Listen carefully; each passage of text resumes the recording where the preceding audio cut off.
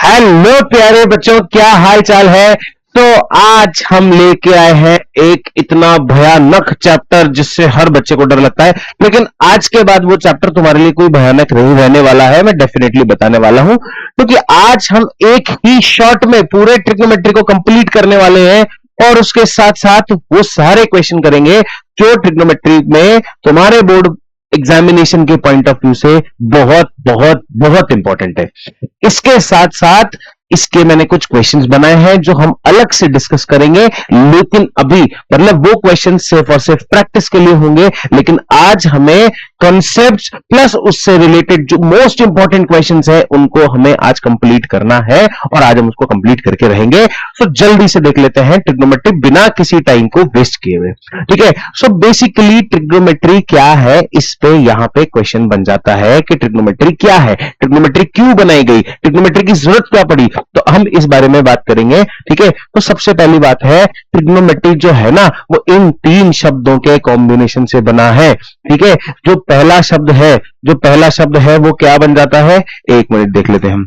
जो पहला शब्द है वो होता है ट्राई। ट्राई का मतलब तुम्हें पता है कि ट्राई का मतलब होता है तीन। ठीक है, ट्राई का मतलब होता है तीन। तो यहां पे कहीं ना कहीं तीन चीजों की बात की जा रही है। ठीक है, गोनो गोनो जो वर्ड है उसका मतलब होती है साइड्स। ठीक है, तो ऐसी बात जहां पे तीन साइड्स की बात हो गई। ठीक है, एंड मेट्री इज द वर्ड, उसका मतलब होता है मेजरमेंट। क्या मतलब होता है, मेजरमेंट। तो मतलब यहां पे तीन साइड्स के मेजरमेंट की बात की जा रही है और उस तीनों साइड का मेजरमेंट, तीन साइड का तो एक ही फिगर होता है यार, ये तीन साइड का ये फिगर बन गया मेरा।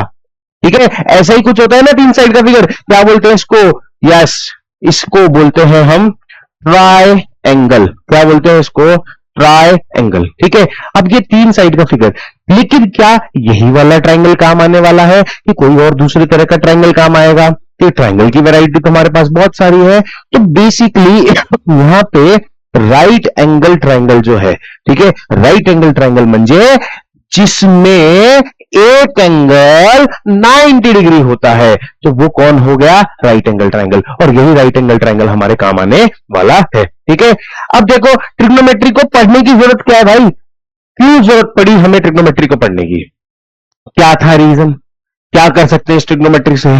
अरे आम जीवन में इसकी वो यूज केसेस क्या है, ठीक है, कहां कहां पे काम आएंगे, तो भाई बहुत सारे यूज केसेस हैं। इंजीनियरिंग टूल्स बनाने में इसके बहुत सारे मेजरमेंट, लेकिन जो सबसे बड़ी बात है, ठीक है, मेरे पास एक इंच टेप है बाबा। ठीक है, उस इंच टेप से मैं क्या करता हूं, एक बिल्डिंग को नापता हूं। ठीक है, अच्छा चलो ठीक है, उस बिल्डिंग से मैंने उस इंच टेप से मैंने उस बिल्डिंग को नाप लिया, लेकिन यहां से लेकर के सूरज तक की डिस्टेंस, यहां से लेकर के चंद्रमा तक की डिस्टेंस, यहां से लेकर के हमारे वो इलॉन भैया जाना चाह रहे हैं ना मार्स पे, वहां तक की डिस्टेंस, कौन से एंगल पे रॉकेट जाएगा, किस स्पीड पे जाएगा, किस एंगल पे टर्न करेगा, उन सब में कहीं ना कहीं ट्रिग्नोमेट्री की एप्लीकेशन लग रही है। तो तुम कहोगे सर हम इतने बड़े आदमी नहीं है, हमें इतनी बड़ी बातें मत बताओ। तो भाई मैं बताऊं, बहुत छोटे छोटे केसेस में भी ट्रिग्नोमेट्री को यूज करेंगे। ठीक है, ट्रिग्नोमेट्री को कैसे यूज करेंगे, वही एनसीईआरटी के अंदर जो तुमने क्वेश्चन देखा था, वही केस बेस वाले क्वेश्चन कि भैया एक बंता नाम का बंदा है, उसकी संता नाम की बिल्ली है, वो जो है एक पेड़ पे जाके अटक गई, तो बंता बताओ कितने मीटर की सीढ़ी लाएगा कि सो दैट वो संता के पास पहुंच जाए, है ना। तो ये क्या बना, एक यूज केस बना कि जिसको हमें, जहां से हमें ट्रिग्नोमेट्री का एप्लीकेशन पता पड़ जाता है। लेकिन ये सब तुम्हारे लिए नहीं है भाई। ठीक है, तुम्हारे लिए क्या है, अभी तुम्हारे लिए इंपॉर्टेंट है 10th क्लास में ट्रिग्नोमेट्री के अंदर पूरे में से पूरे नंबर लेके आना, दैट इज वेरी इंपॉर्टेंट। अभी बस ये टारगेट रख लो, देखो रियल लाइफ केसेस तो हम बाद में पढ़ लेंगे, लेकिन अभी का यही टारगेट रख लो कि हाँ जो हमें मार्क्स आ जाए वही हमें ट्रिग्नोमेट्री के बारे में पढ़ना है। अभी सिर्फ हमारा फोकस वहीं तक ही रखना है, उसके आगे ना उसके पीछे, कहीं नहीं जाना, उसी पॉइंट तक हमें रुकना है। ठीक है, तो ट्रिग्नोमेट्री के अंदर अब देखो, मैंने बताया तुम्हें कि ट्रिग्नोमेट्री किससे बनी हुई है भाई, राइट एंगल से। अब राइट एंगल से बनी हुई है तो राइट एंगल के क्या होंगे, कुछ इंपॉर्टेंट एलिमेंट्स होंगे। ठीक है, तो देखो क्या बनता है यहां पे, समझना इस बात को। ये एंगल तो कितना होगा कि सर 90 डिग्री होगा, इसी की वजह से ये क्या कहलाएगा, राइट एंगल ट्राइंगल कहलाएगा। अब जब भी राइट एंगल ट्राइंगल आएगा तब मेरे दिमाग में कुछ चीजें आएंगी। वो कुछ चीजें क्या है कि सर पहली चीज तो आपके पास एक हाइपोटेन्यूज मिल जाएगा, साहब मिलेगा। ठीक है, तो पहला क्या मिला मुझे, हाइपोटेन्यूज। जैसे ही मुझे हाइपोटेन्यूज मिला वैसे ही दूसरी चीज मुझे क्या मिलेगी, बेस मिलेगी। वैसे ही तीसरी चीज मुझे क्या मिलेगा, परपेंडिकुलर मिलेगा। मिलेगा कि नहीं मिलेगा? ठीक है, अब अब कंडीशन क्या बन जाती है, आइडेंटिफाई करो इनको। हाइपोटेन्यूज कौन है, बेस कौन है, परपेंडिकुलर कौन है, इसको आइडेंटिफाई करना अपने आप में एक टास्क है। ठीक है, अब इस चीजों को आइडेंटिफाई करने के लिए एक सिस्टम। ठीक है, सीधी सी बात है, जो 90 डिग्री के अपोजिट में मुझे एंगल दिख रहा है, जो 90 डिग्री के अपोजिट में मुझे एंगल दिख रहा है, दैट इज क्या है, दैट इज क्या है, हाइपोटेन्यूज। 90 डिग्री के अपोजिट वाला कौन है, हाइपोटेन्यूज। समझ लो बात को, 90 डिग्री के अपोजिट में हाइपोटेन्यूज, 90 डिग्री के अपोजिट में हाइपोटेन्यूज, 90 डिग्री के अपोजिट में हाइपोटेन्यूज। अरे भाई तू कहां से आ गया? तो 90 डिग्री के अपोजिट में जो भी है वो कौन है, हाइपोटेन्यूज है। ठीक है सर, ये बात तो समझ में आ गई आपकी। अब बताओ ये बेस और ये परपेंडिकुलर क्या है सर, इसके बारे में बताओ। ठीक है, तो अब इसके बारे में समझेंगे कि बेस और परपेंडिकुलर क्या है। ठीक है, अब हमारे पास सबसे इंपॉर्टेंट चीज ये आती है कि बेस। ठीक है, बेबी को बेस पसंद है, बेस बेस बेस, उधर नहीं, इधर देखो, बेस। ठीक है, अब बेस क्या है, ये बेस क्या है, बेस मतलब नीचे वाली लाइन, मतलब जिसपे एंगल बना हुआ है, जिसपे एंगल बना हुआ है। लेट सपोज कि मेरा एंगल यहां पे बना हुआ है, लेट सपोज मेरा एंगल यहां पे बना हुआ है और इसको मैंने एक ग्रीक वर्ड से डिनोट कर दिया जिसका नाम है थीटा। अब तुम कहोगे सर ये ग्रीक वर्ड क्यों लेके आ रहे हो? अरे बेटा ये क्वेश्चन तो तब उठा था जब तूने चैप्टर नंबर 2 में अल्फा पढ़ा था, अल्फा का बेटा पढ़ा था और अल्फा के बेटे का नाम पढ़ा था। ये अल्फा बीटा गामा भी क्या है, ग्रीक वर्ड है। ऐसे ही थीटा भी क्या है, एक ग्रीक वर्ड है। धीरे धीरे तुम्हें सब बताएंगे। ठीक है, आगे बात समझ में, धीरे धीरे सब चीजें इंट्रोड्यूस करेंगे। तो अल्फा बीटा गामा की तरह ही एक ग्रीक वर्ड और है जिसका नाम है थीटा, और ये थीटा बड़ा इंपॉर्टेंट है ट्रिग्नोमेट्री के अंदर। आगे बात समझ में। अब ये थीटा जिस पे बन रहा है, ये थीटा बन रहा है साहब मेरा यहाँ पे, ये थीटा बन रहा है मेरा यहाँ पे बन रहा है मेरा थीटा, ये बन गया थीटा। तो क्या है, ये वाली जो लाइन है तुम्हें दिखी नहीं शायद तक, ये वाली जो लाइन है मेरी, अबे यार इससे भी दिखी है, एक मिनट रुको, अब तो पक्की बात दिखेगी। ये जो लाइन है, ये जो साइड है, ये कौन हो गई, बेस। मतलब जिस पे एंगल बन रहा है वो हमारा क्या है, बेस। क्या है, बेस। क्या है, बेस। अब देखो हाइपोटेन्यूज मुझे समझ में आ गया कि 90 डिग्री के अपोजिट वाला। बेस मुझे समझ में आ गया कि जिसपे एंगल बन रहा है वो कौन है, बेस। जिसपे एंगल बन रहा है वो कौन है, बेस। तो साहब अब परपेंडिकुलर कौन बचा, तो जो बचा वही कौन है, परपेंडिकुलर। ठीक है, तो ये वाली जो साइड है ये क्या कहलाएगी, परपेंडिकुलर। आ गई बात समझ में, हाँ या ना? ठीक है, अभी देखो ज्यादा दिमाग नहीं लगाना है, बस तुम्हें दो एंगल के लिए पढ़ना है, एक तो ये वाला एंगल और एक ये वाला एंगल पकड़ लो। ठीक है, ये हो गया थीटा और इसको मान लो अल्फा, है ना? आ गई बात समझ में। अब इसको एक यूज केस और ले लेते हैं, इसका अपन एक यूज केस और ले लेते हैं। ठीक है, एक यूज केस और ले लेते हैं, इसी को मैं कॉपी कर लेता हूं, है ना? एक मिनट,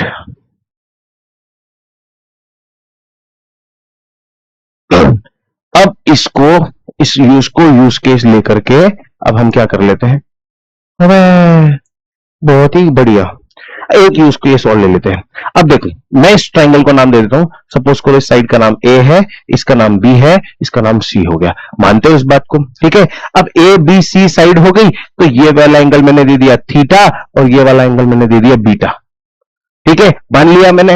अब यहां पे कंडीशंस को समझेंगे, कंडीशंस को समझेंगे। कंडीशंस क्या है कि फॉर एंगल ए, एंगल ए, अब एंगल ए क्या था, that is beta, that is beta. Angle A beta के लिए परपेंडिकुलर क्या होगा, बेस क्या होगा, हाइपोटेन्यूज क्या होगा। बीटा के लिए बेस, बेस कौन है, बीटा कहां पे बन रहा है, ए बी लाइन पे, तो बीटा के लिए बेस कौन है, ए बी। ठीक है, बीटा के लिए बेस कौन हो गया, ए बी। अब बीटा के लिए परपेंडिकुलर को हाइपोटेन्यूज क्या हो गया, ये 90 डिग्री है, हाइपोटेन्यूज इसके सामने वाला दैट इज ए सी। ठीक है, इसके बाद बचा क्या, परपेंडिकुलर एंगल के अपोजिट साइड जो क्या हो गई, बीसी। क्लियर है यहां तक ये सारी बातें। ठीक है, हमने परपेंडिकुलर ढूंढ लिया, बेस ढूंढ लिया, हाइपोटेन्यूज आराम से मिल गया। अब इसकी कंडीशन को चेंज कर दो। ठीक है, कंडीशन चेंज, कलर चेंज, कहानी चेंज। अब फॉर एंगल थीटा, ठीक है, या फिर एंगल बी बोल दो, angle C, sorry, for angle C. अब एंगल सी के लिए परपेंडिकुलर, बेस और हाइपोटेन्यूज। तो बीटा 90 डिग्री के अपोजिट में साइड कौन सी है, एसी। ये एसी साइड है तो ये एसी क्या हो गई, हाइपोटेन्यूज हो गई। ठीक है, अब ये थीटा किस साइड पे बना हुआ है, बीसी पे बना हुआ है सर, तो बेस क्या हो गया, बीसी। ठीक है, और बची है साइड परपेंडिकुलर, तो इसको हमने क्या लिख दिया, एबी। अब इन दोनों को कंपेयर करो डार्लिंग, इन दोनों को कंपेयर करो। देखो यहां पे हाइपोटेन्यूज और यहां पे हाइपोटेन्यूज, दोनों क्या है, सेम है। तो एक बात समझ में आ गई कि हाइपोटेन्यूज कभी भी नहीं बदलता, वो कैसा रहता है, वैसा का वैसा ही रहता है। हाइपोटेन्यूज को किसी से कोई लेना देना नहीं है, तुम कितने एंगल चेंज कर लो, देख लो, बड़ा क्या, यहां भी यही था, यहां भी यही था। ठीक है, किसी भी तरह से ले लो, हाइपोटेन्यूज वही का वही रहने वाला है। चेंज हुआ तो क्या, ये बीसी पहले क्या था, परपेंडिकुलर, ये बीसी क्या हो गया, बेस। एंगल को देखते सी, ठीक है, एंगल को देखते से ही इनके परपेंडिकुलर बेस क्या हो गए, चेंज हो गए। आगे बात समझ में, आई होप यहां तक तुम्हें क्लियर होगा। ठीक है, लेकिन जैसे ही मेरे दिमाग में कोई गाना आता है, जब भी कोई लड़की देखूं दिल मेरा दीवाना बोले, ठीक है, ऐसे ही जब भी मैं परपेंडिकुलर, बेस और हाइपोटेन्यूज देखूं, ये मेरा एंगल कितना है, 90 डिग्री। ठीक है, ये मेरा एंगल कितना है, 90 डिग्री। ये कौन है, बी, ये कौन है, ए, ये कौन है, सी। सपोज करो इस थीटा के लिए, सपोज करो इस थीटा के लिए, ये तो क्या हो गया मेरा हाइपोटेन्यूज, ये मेरा क्या हो गया परपेंडिकुलर, ये मेरा क्या हो गया बेस। मान लेते हैं, ठीक है, मैंने मान लिया कि मेरा परपेंडिकुलर है ए बी, बेस है बी सी, ठीक है, और हाइपोटेन्यूज है ए सी। लेकिन जब भी ये तीन बातें मेरे दिमाग में आती है, जैसे जब भी कोई लड़की देखूं दिल मेरा दीवाना बोले, ओले ओले, ऐसे ही जब भी मैं परपेंडिकुलर, बेस और हाइपोटेन्यूज देखूं दिल मेरा दीवाना बोले, पाइथागोरस थ्योरम बोले। ठीक है, तो वो पाइथागोरस थ्योरम क्या है कि परपेंडिकुलर का स्क्वायर प्लस बेस का स्क्वायर बराबर हाइपोटेन्यूज का स्क्वायर, मतलब this is the relationship between perpendicular, base and hypotenuse. ठीक है, कि इन दोनों छोटी साइड का स्क्वायर जो है एक तीसरी बड़ी साइड के स्क्वायर के बराबर होगा, होगा कि नहीं होगा, दिमाग में बिठा लो ना। ठीक है, बिठा लिया सर, और यही पाइथागोरस थ्योरम जो है पूरी एक्सरसाइज में हर जगह पे हमारे काम पे आने वाली है। ठीक है, बहुत शिद्दत के साथ हमारे काम में आएगी पूरी एक्सरसाइज। ठीक है, तो ये पाइथागोरस थ्योरम के बारे में है। अब सर आप अभी तक तो ट्रायंगल पकड़ लो, परपेंडिकुलर पकड़ लो, बेस पकड़ लो, ट्रिग्नोमेट्री जैसी तो कोई बात ही नहीं बताई आपने।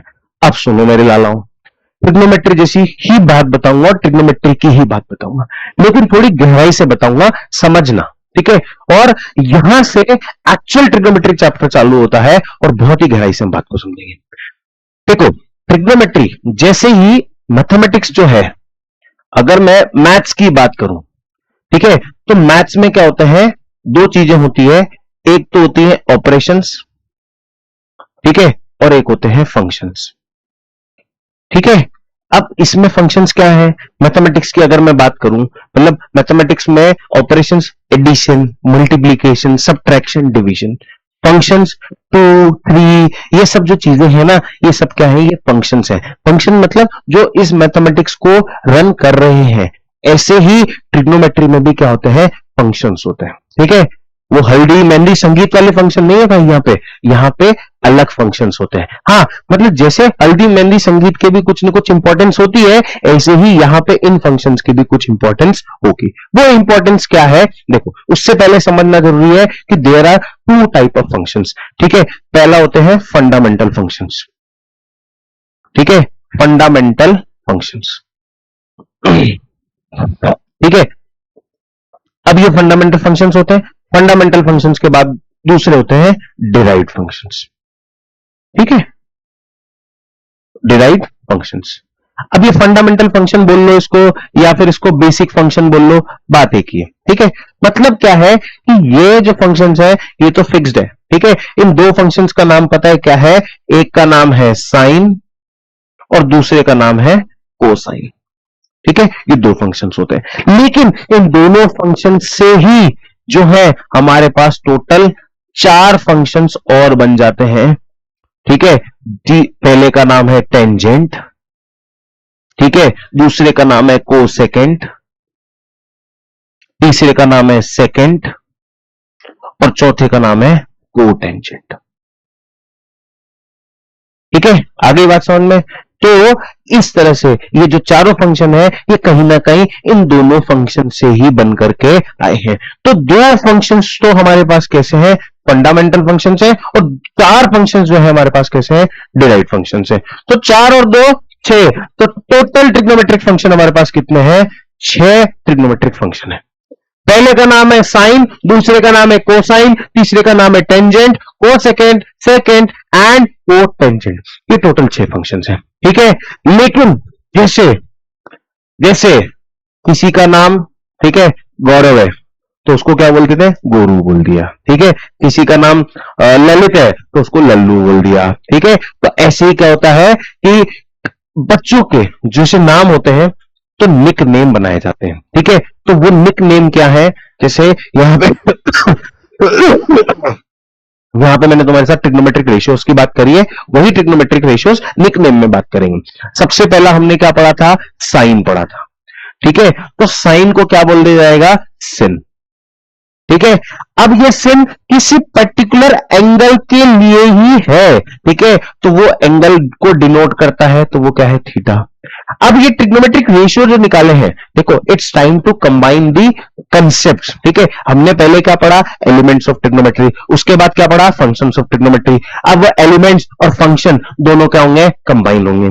कैसे कंबाइन होंगे समझना। ठीक है, जैसे मैंने तुम्हें यहां बताया था कि परपेंडिकुलर, बेस और हाइपोटेन्यूज है। ठीक है, इनका कुछ पर्टिकुलर रेशियो आएगा। जैसे सपोज करो कि परपेंडिकुलर का रेशियो किसके साथ? बेस के साथ। जैसे सपोज करो परपेंडिकुलर का रेशियो किसके साथ? हाइपोटेन्यूज के साथ। जैसे सपोज करो कि मतलब बेस का रेशियो किसके साथ? परपेंडिकुलर के साथ। बेस का रेशियो किसके साथ? हाइपोटेन्यूज के साथ। हाइपोटेन्यूज का रेशियो किसके साथ? परपेंडिकुलर के साथ। हाइपोटेन्यूज का रेशियो किसके साथ? बेस के साथ। तो ये अलग अलग तरह के रेशियोज हो गए कि नहीं हो गए? इन्हीं 3 से ये पॉसिबल 6 रेशियोज बन सकते हैं। ठीक है, इन 6 पॉसिबल रेशियोज को कहां पे क्या डिनोट किया गया? साइन और कॉस में डिनोट कर दिया गया। ठीक है, अब हमारे परपेंडिकुलर बेस जो है वो किस पे डिपेंडेंट है? थीटा पे डिपेंडेंट है। तो थीटा पे डिपेंडेंट है, इसलिए हमने क्या किया? इसको थीटा माना। ठीक है, कि साइन, साइन मतलब रेशियो, किसके रेस्पेक्ट में? एंगल के रेस्पेक्ट में, तो इसको क्या नाम दे दिया गया? Sine theta. अब ये मेरा साइन थीटा क्या हो जाएगा? साइन थीटा हो जाएगा परपेंडिकुलर अपॉन हाइपोटेन्यूज। ठीक है, सिन को क्या नाम दिया? साइन। शॉर्ट फॉर्म थीटा मतलब जो आप परपेंडिकुलर और हाइपोटेन्यूज ले रहे हो वो कौन से एंगल के रेस्पेक्ट में ले रहे हो? तो sine is the ratio of the two sides, और थीटा जो है वो किस एंगल के रेस्पेक्ट में उस साइड को लिया गया है, इस बारे को बताता है। ठीक है, तो पहला फंक्शन क्लियर है ना? पहला फंक्शन क्लियर। दूसरा फंक्शन आ जाओ भाई। दूसरा फंक्शन है हमारा कोसाइन। ठीक है, दूसरे फंक्शन का देखो नाम, पूरा नाम क्या है? कोसाइन, तो इसको हम लिख देंगे शॉर्ट फॉर्म में कॉस, और इसको भी एंगल किसके लिए लिया जाएगा? थीटा के लिए। ठीक है, अब थीटा एंगल के लिए लिया जाएगा तो ये क्या है? पर बेस अपॉन हाइपोटेन्यूज रेशियो है। ठीक है, बेस अपॉन हाइपोटेन्यूज रेशियो है। अब हमारा तीसरा फंक्शन क्या है? तीसरा फंक्शन है हमारा टेंजेंट। तीसरा फंक्शन है क्या? टेंजेंट। क्या फंक्शन है? टेंजेंट। तो टेंजेंट में से जेंट को निकाल दो तो क्या बचा? टेन। और एंगल कौन सा लेना है साहब? थीटा। ठीक है, अब टेन थीटा पे जो फंक्शन है उसका रेशियो क्या होगा साहब? B upon P, sorry P upon B. आगे बात समझ में? अभी देखो मेरी बात सुनो, तुम यूं मत समझना कि सर तो लिखाए जा रहे हैं, समझाए जा रहे हैं, शॉर्ट ट्रिक तो बताई नहीं रहे, आए किस लिए लेक्चर में? शॉर्ट ट्रिक पूछने तो आए। अरे भाई टेंशन मत कर, शॉर्ट ट्रिक में इसी धसू बताऊंगा ना, याद हो जाएगा। ठीक है, लेकिन पहले कंसेप्ट समझना जरूरी है। हम यहां रटने के लिए नहीं आए हैं। अगर सिर्फ रटोगे तो मार्क्स जो है ना वो जनरल सबके आते ना उतने मार्क्स आएंगे। कंसेप्ट क्लियर है ना? मैं कह रहा हूं क्वेश्चन प्रैक्टिस नहीं भी क्या ना, कहीं ना कहीं से जुगाड़ करके 5 मिनट ज्यादा लगेंगे लेकिन क्वेश्चन डेफिनेटली करके आओगे, मार्क्स एक भी लूज नहीं करके आओगे, इसलिए कंसेप्ट जरूरी है। ठीक है, तो टेंजेंट हमारा तीसरा फंक्शन हो गया। अब आपने तो कहा था सर, पीछे तो आप क्या बता के आए थे? देखो हम तो लिखते जा रहे हैं सब चीजों को, कि आपने बताया था एक फंडामेंटल फंक्शन है और एक डिराइव फंक्शन है। आपने फंडामेंटल फंक्शन तो बता दिया, हाँ चलो मान लिया हमने कि ये तो कहीं से भी नहीं आया। डिराइव तो समझाओ कि आया कैसे? Tan theta. तो समझो टेन थीटा कैसे बना? P upon B. ठीक है, अब ये पी अपॉन बी कैसे आ सकता है? देखो मैंने अगर पी अपॉन एच को डिवाइड किया बी अपॉन एच से, पी अपॉन एच को डिवाइड किया बी अपॉन एच से, तो P upon B multiply H upon sorry P upon H multiply H upon B होगा कि नहीं होगा? ये डिवाइड मल्टीप्लाई हो गया, पीछे वाली वैसी वैल्यू रेसिप्रोकल, एच से एच कट गया, तो ये क्या बन गया सर? पी बाई बी बन गया। मानते हो कि नहीं मानते हो? अब ये कैसे बना? ये क्या था? Sine divide by cos theta पे। ठीक है, इज इक्वल्स टू क्या बना? ये टेन थीटा। बना कि नहीं बना? बनाना। अरे सर चमक गया बिल्कुल अच्छे से, 40 वाट का बल्ब 100 वाट की तरह चमक रहा है बिल्कुल। तो देखो चमक गया कि नहीं चमक गया? अच्छे से चमक गया ना? तो इसी तरह से टेन थीटा को यहां पे हमने डिनोट कर दिया कि टेन थीटा जो होता है वो sign theta upon cos theta के बराबर होता है। क्लियर हो गई बात यहां तक? ठीक है, इसी तरह से ये तो चीजें सारी क्लियर हो गई। अब इसको समझो। ठीक है, ये तो साइन थीटा कॉस थीटा हमने पढ़ लिया, अब इसको आगे समझना। ठीक है, आगे क्या समझना है? हमारा अगला फंक्शन क्या था? कोसेकेंट। कोसेकेंट, कोसेकेंट को क्या नाम दिया? Cosec theta. ठीक है, कोसेकेंट में से एंट हटा दिया तो क्या बचा? कोसेक बचा। ठीक है, इस कोसेक को किससे डिनोट किया गया है? 1 अपॉन साइन थीटा से लिया है। किससे लिया गया है? 1 अपॉन साइन। देखो यहां पे क्या आ रहा है? सी, तो यहां क्या आएगा? एस। यहां पे आ रहा है सी, यहां पे आएगा एस। अब इसके बाद एक और इसको देखो, सेकेंड। ठीक है, इसको भी मैं कंप्लीट करूंगा लेकिन एक रिलेशन जो है हाथों हाथ तो मैं बता देता हूं कि ये सेकेंड, तो ये क्या हो जाएगा? Sec theta. ठीक है, और सेक थीटा क्या हो रहा है? 1 अपॉन कॉस थीटा। भाई मैंने बताया ना कि देखो यहां क्या आ रहा है? सी, यहां क्या आ रहा है? एस, यहां क्या आ रहा है? एस, और यहां क्या आ रहा है? सी। दिमाग में पहले मैंने बता दिया कि दो तरह के फंक्शन होते हैं, फंडामेंटल और डिराइव फंक्शन। तो फंडामेंटल फंक्शन डिराइव नहीं होगा, डिराइव फंक्शन फंडामेंटल नहीं होगा। तो एक तरफ तो क्या आ गया? डिराइव फंक्शन, एक तरफ क्या आ गया? फंडामेंटल फंक्शन, एक तरफ क्या आ गया? डिराइव फंक्शन, एक तरफ क्या आ गया? Fundamental function. फंडामेंटल फंक्शन है तो डिराइव दूसरी तरफ रहेगा। तो तुम्हें समझ में आ गया कि कोसेक थीटा जो है वो 1 अपॉन साइन थीटा है और सेक थीटा जो है वो 1 अपॉन कॉस थीटा है। इज इट क्लियर और नॉट? अब इसने 1 अपॉन साइन थीटा बोला है तो साइन थीटा हमारे पास क्या था? कि सर साइन थीटा आपने क्या बताया था? पी अपॉन एच बताया था। तो sine theta P upon H बताया था, तो 1 अपॉन साइन थीटा क्या हो जाएगा? एच अपॉन पी हो जाएगा। होगा कि नहीं होगा? हाँ या ना? क्लियर है? इसी तरह से सर आपने cos थीटा क्या बताया था? बी अपॉन एच बताया था। तो cos theta B upon H है तो sec थीटा क्या हो जाएगा? एच अपॉन बी हो जाएगा। बिल्कुल सही है। ठीक है, मजा आ गया सर, चमक रहा है बिल्कुल, वही 40 वाट का बल्ब, वही 100 वाट की लाइट। ठीक है, चमक रहा है ना, मतलब ज्यादा एनर्जी मिल रही होगी। ठीक है, इस तरह से ये हो गया। सर अभी भी एक फंक्शन बचा है। फंक्शन कौन सा बचा है? साइन हो गया, कॉस हो गया, टेन हो गया, कोसेक हो गया, सेक हो गया। अब एक लास्ट फंक्शन बचता है जिसे हम बोलते हैं कॉट थीटा। कोटेंजेंट। क्या होता है? कोटेंजेंट। कोटेंजेंट का शॉर्ट फॉर्म है कॉट। और कॉट थीटा दो तरह से रिश्तों में आता है। दो तरह की रिश्तेदारी है, ठीक है। ये लड़की वालों की तरफ से भी है और ये लड़के वालों की तरफ से भी है। अब ये लड़की वालों मतलब ये डिराइव्ड फंक्शंस की तरफ से भी है और ये फंडामेंटल फंक्शंस की तरफ से भी है। डिराइव्ड फंक्शन में क्या कहते हैं कि cos theta upon sine theta, ठीक है। मतलब कॉट थीटा जो होता है वो cos theta upon sine theta के बराबर होता है, लेकिन वही कॉट थीटा 1/tan थीटा के बराबर भी होता है। तो ये लड़की मतलब ये डिराइव्ड फंक्शन फंडामेंटल फंक्शन से भी हो गया और डिराइव्ड फंक्शन से भी हो गया। अगली बात समझ में आता है। अब ये सर ये 1/tan थीटा है, तो tan थीटा तो आपने पढ़ाया था कि p/b होता है, तो इसको क्या लिख दो आप सर, b/p लिख दो। तो बिल्कुल भाई मैंने वही लिख दिया। तो हमारे 6 के 6 ट्रिग्नोमेट्रिक रेशियोज क्लियर हो गए।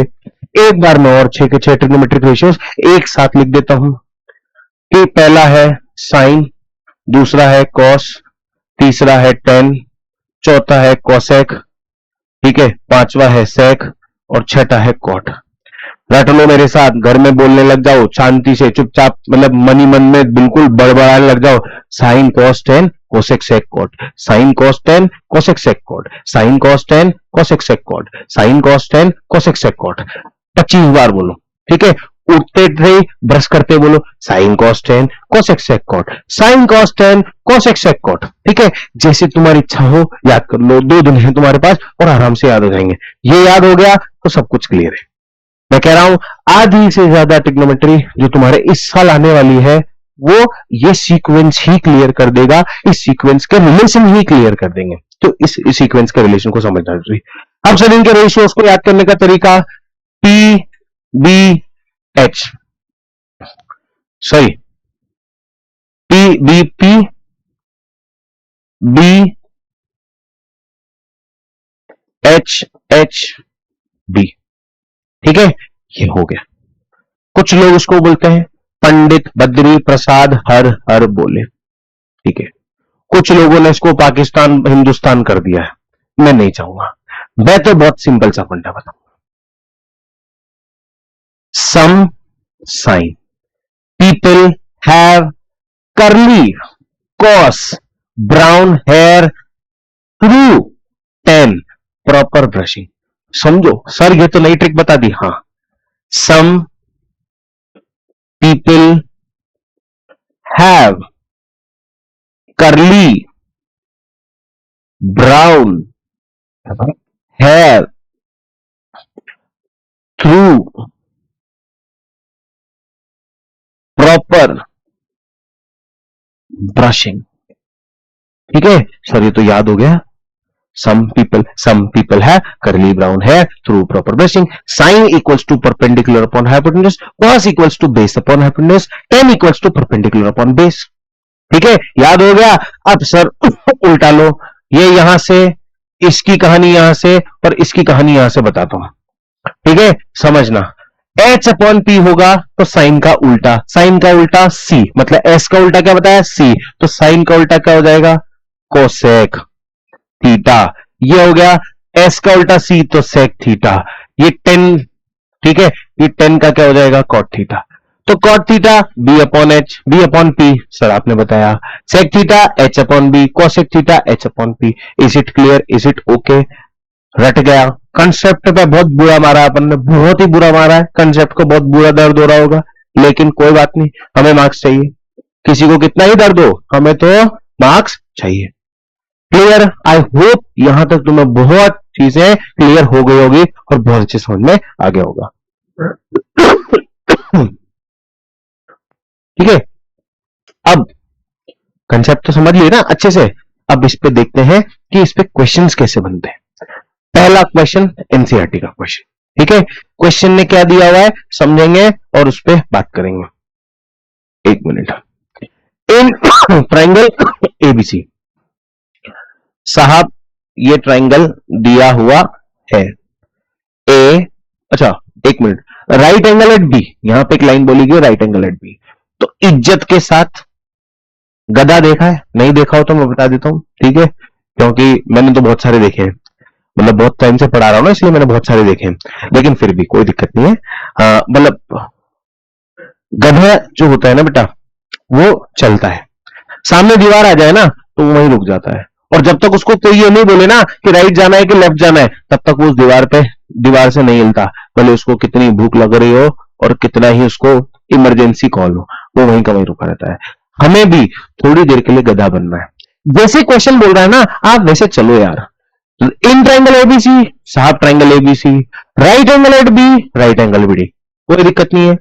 ए बी दिया हुआ है 24, लो सर ये 24। बीसी दिया हुआ है 7, लो सर ये 7 सेंटीमीटर, ये सेंटीमीटर भी लगा दिया। इसके बाद बोला डिटरमाइन साइन ए कॉस ए और साइन सी कॉस सी। ठीक है, बिल्कुल सही बात है सर, आपने बिल्कुल सही बोला, हम निकाल लेते हैं। लेकिन यहां पे सर एक चीज मिसिंग है कि हमें, अगर मैं इसको एंगल मानूं या इसको एंगल मानूं, ठीक है, कुछ भी मानूं, लेकिन हमारी सबसे इंपॉर्टेंट साइड मिसिंग है, हाइपोटेन्यूज। तो मैंने क्या बोला था, जब भी मैं परपेंडिकुलर, बेस और हाइपोटेन्यूज देखूंगा तब मेरे दिमाग में क्या चमकना चाहिए, पाइथागोरस थ्योरम। तो हमने पाइथागोरस थ्योरम से परपेंडिकुलर का स्क्वायर प्लस बेस का स्क्वायर इक्वल्स टू हाइपोटेन्यूज का स्क्वायर निकाल लेंगे।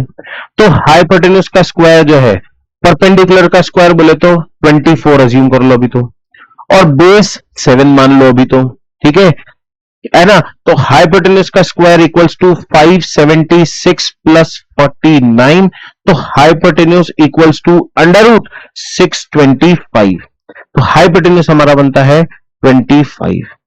Is it okay, is it okay, is it clear? हाँ सर, 25 क्लियर। और बेटा ये सबसे इंपॉर्टेंट पाइथागोरन ट्रिपलेट है, इस बात का ध्यान रख लेना।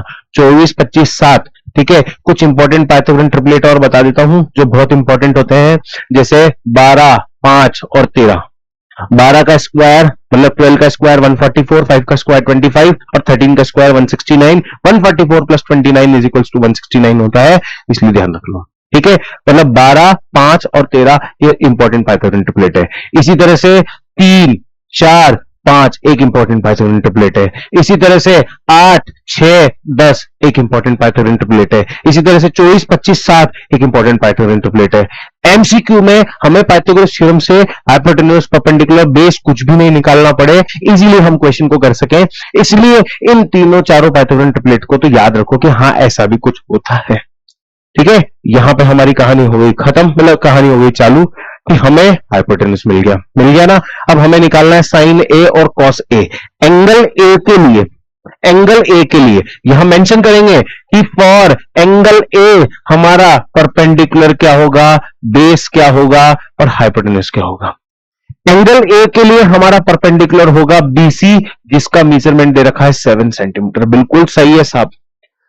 इस एंगल ए के लिए बेस होगा क्या, ए बी, और जिसका मेजरमेंट दे रखा है 24 सेंटीमीटर। बिल्कुल सही है। और हाइपोटेन्यूज तो सर आपने पहले बता दिया कि कभी चेंज नहीं होता, तो वो क्या हो जाएगा, एसी, दैट इज 25 सेंटीमीटर हो गया साहब एंगल ए के लिए, ठीक है।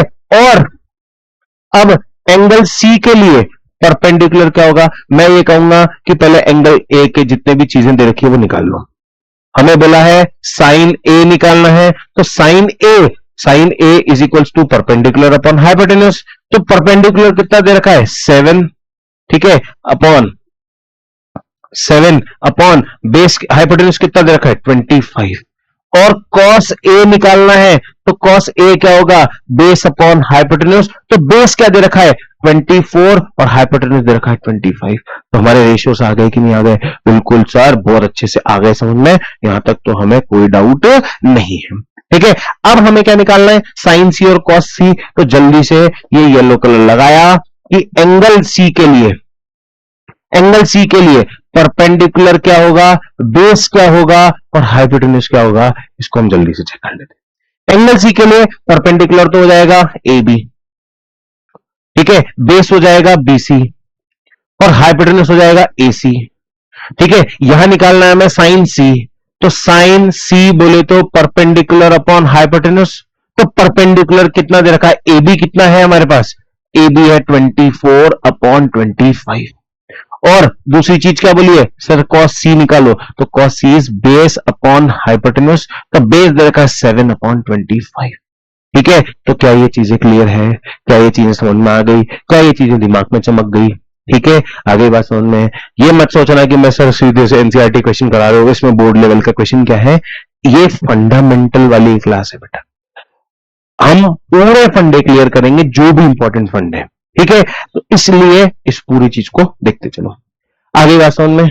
आई होप यहां तक ये क्वेश्चन तुम्हें समझ में आ गया होगा। जल्दी से हम अगला क्वेश्चन देखते हैं। अगला क्वेश्चन क्या कहता है, inner right angle triangle, inner right triangle, यहां पे ट्राइंगल था, वो ट्राइंगल बन गया, ओई ओई ओई, शाबाश शाबाश शाबाश शाबाश, ये ट्राइंगल बन गया था, ठीक है, ये ट्राइंगल बन गया है ना। अब in triangle, right triangle ABC, if A is an acute angle and 10a की वैल्यू जो है 3/4 दे रखी, मतलब हमारे पास ए एक्यूट एंगल है, हमें नहीं पता है कि क्या है, ठीक है। तो सबसे पहले तो क्या बनेगा, एक राइट एंगल ट्राइंगल बनेगा, बन गया सर, राइट एंगल ट्राइंगल है, ए जो है एक्यूट एंगल है, उसने सिर्फ ए की बात बोली है, बी सी डी कुछ भी नहीं बोला है, तो हम बी अज्यूम कर लेते हैं कि बी जो है वो 90 डिग्री है और ये सी है। ए एक्यूट एंगल है और 10a की वैल्यू कितनी दे रखी है, 3/4, 3/4 दे रखी है, 10a की वैल्यू सर 3/4 दे रखी है, बिल्कुल समझ में आ गई मेरे को बात, यहां तक क्लियर है। अब find the remaining trigonometric ratios of angle A, angle A के लिए सारे ट्रिग्नोमेट्रिक रेशियोज निकालो। कि सर कुछ भी तो नहीं दे रखा, ना तो परपेंडिकुलर पता है ना बेस पता है, तो यहां पर रिवर्स साइकोलॉजी को यूज करो बेटा, ठीक है। रिवर्स क्या, हमने सीधी सी बात है, अगर मैं इसकी बात करूं तो ये तुम्हें दिया गया है कि 10a की वैल्यू 3/4 है, तो तुम्हें बताया गया है कि 10a जो है, मतलब 10 का जो रेशियो है वो क्या है, परपेंडिकुलर अपॉन बेस, क्या है, परपेंडिकुलर अपॉन बेस। तो भाई सीधी सी बात है, यहां पे परपेंडिकुलर और बेस कितना हो गया, ठीक है। लेकिन मैंने क्या बोला था, ये क्या यूज कर रहे हैं हम, ये क्या बता रहे हैं हम, ये क्या देख रहे हैं हम, ये क्या देख रहे हैं हम, क्या देख रहे हैं हम, क्या देख रहे हैं हम, रेशियोज, ठीक है। तो रेशियोज के अंदर कुछ ना कुछ कॉमन फैक्टर होगा, ठीक है, होगा। ये हो सकता है कि ये 6/8 हो सकता है ये कि 9/12 हो सकता है ये कि क्या नाम से 15/20 हो, सॉरी हाँ 15/20 हो, ठीक है, कुछ भी हो सकता है, कोई भी नंबर हो सकता है। तो इसलिए हम यहां पे क्या करेंगे, ठीक है, जो परपेंडिकुलर होगा उसे क्या लेंगे 3x और बेस होगा उसे क्या लेंगे 4x, कि हमें नहीं पता कोई भी कॉमन फैक्टर नंबर, वो x हमने ले लिया, ठीक है। अब तीसरी कंडीशन क्या है कि हमारे पास हाइपोटेन्यूज मिसिंग है, तो मैंने क्या बताया था, अभी पाइथागोरन ट्रिपलेट बता के आया हूं तुम्हें, देखो 3 4 और 5, ठीक है। तो पाइथागोरन ट्रिपलेट से हमारा सीधा हाइपोटेन्यूज कितना निकल गया 5x, ठीक है, निकल गया, बचा लेना, देखो टाइम मेरा, थैंक यू बाद में बोल देना मेरे को, लेकिन टाइम बच गया तुम्हारा, ठीक है। तो कितना हो गया 5x। अब आओ सारा, अब आने दो किसी को भी मैदान में, क्या बोला उन्होंने, ट्रिग्नोमेट्रिक रेशियोज ले अभी निकालते हैं, ठीक है। तो 10 दिया हुआ है, पहला ट्रिग्नोमेट्रिक रेशियोज, वो क्या बोला, sine cos tan cos X sec cot, तो साइन ए कॉस, क्या हो जाता है तुम्हें, A sine cos tan cosec, हाँ क्या कोसेक सेक और कॉट, हाँ या ना, ठीक है। अब कहानी, वो गाना याद किया था ना, some people have curly brown hair through proper brushing, S का उल्टा सी, एस का उल्टा सी का उल्टा एस, सी का उल्टा एस, और 10 को कॉट हो ही जाएगा बी अपॉन बी। अब भाई क्या नजर देख रहे हो, क्यों मुंह ताक रहे हो, वैल्यू पुट करो जल्दी से, जल्दी से खटाखट खटाखट वैल्यू पुट करो, परपेंडिकुलर परपेंडिकुलर, अरे भाई दे रखा है सर 3x दिया हुआ है, तो 3x अपॉन हाइपोटेन्यूज 5x, देखो 3x अपॉन 5x, x से x काटते हैं, x से x काट दिया, काटने पे क्या है, ये हमेशा पंगा कर देता है मेरे साथ,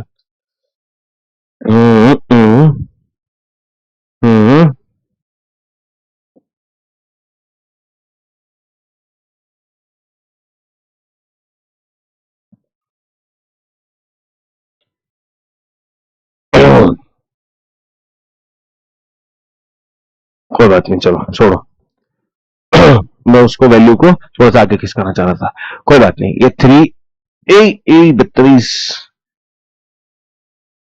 ये 3/5 हो गया, कॉस ए कितना है कॉस ए क्या होता है, बी अपॉन एच, बी की value 4x sir upon 5x, cancel out 4/5। बाकी वैल्यूज तुम पुट कर सकते हो ना बहुत आराम से यार। हो गया कि नहीं हो गया? बड़े मजेदार क्वेश्चन आराम से। आहा टमाटर बड़े मजेदार, लाल टमाटर बड़े मजेदार। सारे ट्रिग्नोमेट्रिक रेशियोज निकल गए बहुत आराम से, ठीक है, निकल गए होंगे। टेन का भी निकल गया होगा, कॉसेक भी निकल गया होगा, सेक भी निकल गया होगा, कॉट भी निकल गया होगा। देखो 4/5, 3/5, सीधी सी बात है, ये क्या हो जाएगा, 3/4 हो जाएगा। ठीक है, ये जो है हमारा इसका रेसिप्रोकल है तो ये 5/3 हो जाएगा। ये हमारा इसका रेसिप्रोकल है तो ये 5/4 हो जाएगा। ठीक है, ये हमारा इसका रेसिप्रोकल है तो ये 4/3 हो जाएगा। आहा टमाटर बड़े मजेदार, ठीक है, लाल टमाटर बड़े मजेदार। अगला क्वेश्चन उससे भी मजेदार, ठीक है। In triangle A B C, right angle दिया गया है ए बी पे, ठीक है।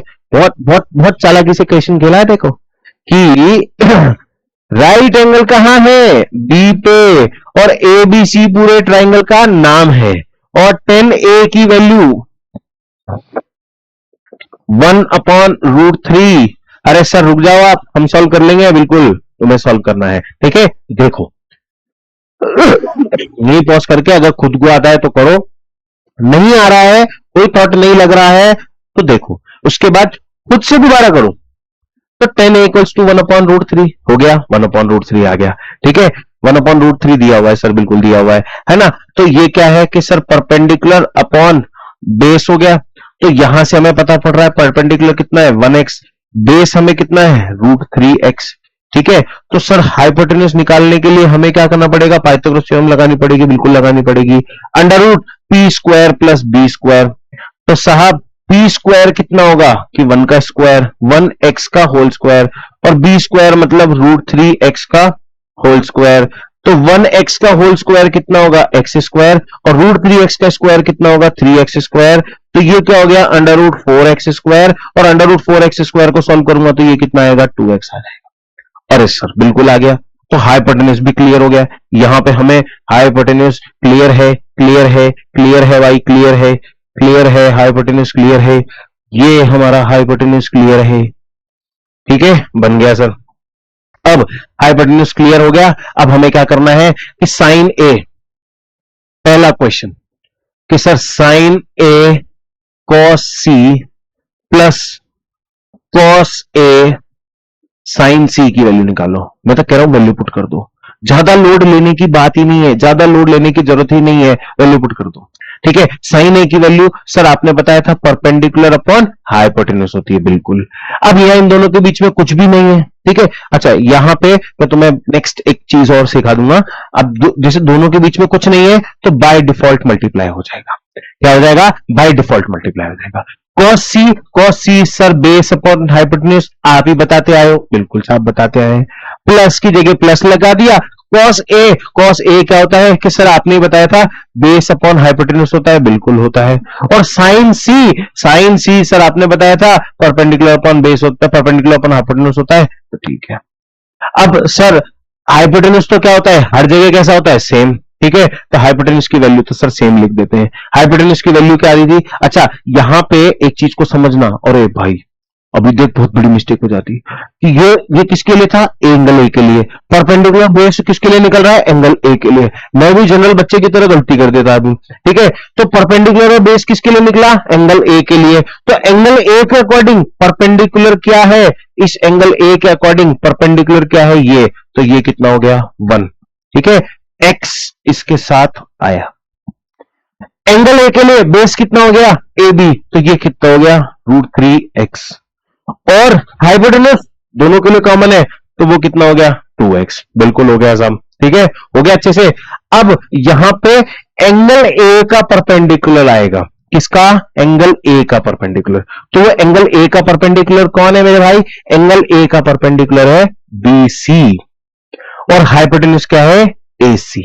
मल्टीप्लाई एंगल C का बेस कौन है, एंगल C का बेस कौन है, BC, मल्टीप्लाई AC, प्लस अब एंगल A का परपेंडिकुलर कौन है, एंगल A का बेस कौन है, AB, तो AB, hypotenuse AC, multiply angle A का परपेंडिकुलर कौन है, एंगल सी का परपेंडिकुलर कौन है? ये एंगल सी का परपेंडिकुलर ये है, तो क्या हो जाएगा? ए बी अपॉन ए सी। ठीक है, तो बीसी इंटू बीसी मतलब 1x multiply 1x upon 2x multiply 2x plus ये कितना है? सॉरी, ये कितना है? √3x upon 2x multiply √3x upon 2x। ठीक है, तो ये कितना हो गया? अच्छा, इस x से x को तो काट दो सबको, तो यहां पे मेरे पास आएगा 1/4 और इस x से ये भी सारे x कट जाएंगे, तो ये आएगा 3/4। जब इनको ऐड करूंगा तो 4/4 विच इज इक्वल टू 1। हो गया कि नहीं हो गया? बिल्कुल हो गया सर। ठीक है, अब अगला क्वेश्चन है सर कि cos a, ठीक है, अगला क्वेश्चन है cos a cos c plus है कि माइनस है? Minus sine a sine c। ठीक है, इस वैल्यू को सॉल्व करना है। तो cos a, ठीक है, हमारा एंगल तो क्या है? वही का वही रहेगा कि हमारा ट्रायंगल ऐसा बना हुआ था कि हाँ सर बना हुआ था, a यहां था, b यहां था, c यहां था, √3 यहां था, 1 यहां था और 2 यहां था। बिल्कुल सर यही था। ठीक है, तो cos a का मतलब एंगल a के लिए बेस अपॉन हाइपोटेन्यूज निकालना है। तो इस एंगल a के लिए बेस क्या होगा? इस एंगल a के लिए बेस क्या होगा? AB। यहां डायरेक्ट कर देंगे अपन। ठीक है, और हाइपोटेन्यूज क्या होगा? AC। लेकिन इस C के लिए बेस क्या होगा? BC। इस C के लिए क्या होगा base? BC upon AC minus sine A angle A के लिए क्या निकालना पड़ेगा? परपेंडिकुलर। इस एंगल ए के लिए परपेंडिकुलर क्या है कि साहब? BC upon AC। ठीक है, और साइन C के लिए, इस एंगल C के लिए परपेंडिकुलर क्या आ रहा है?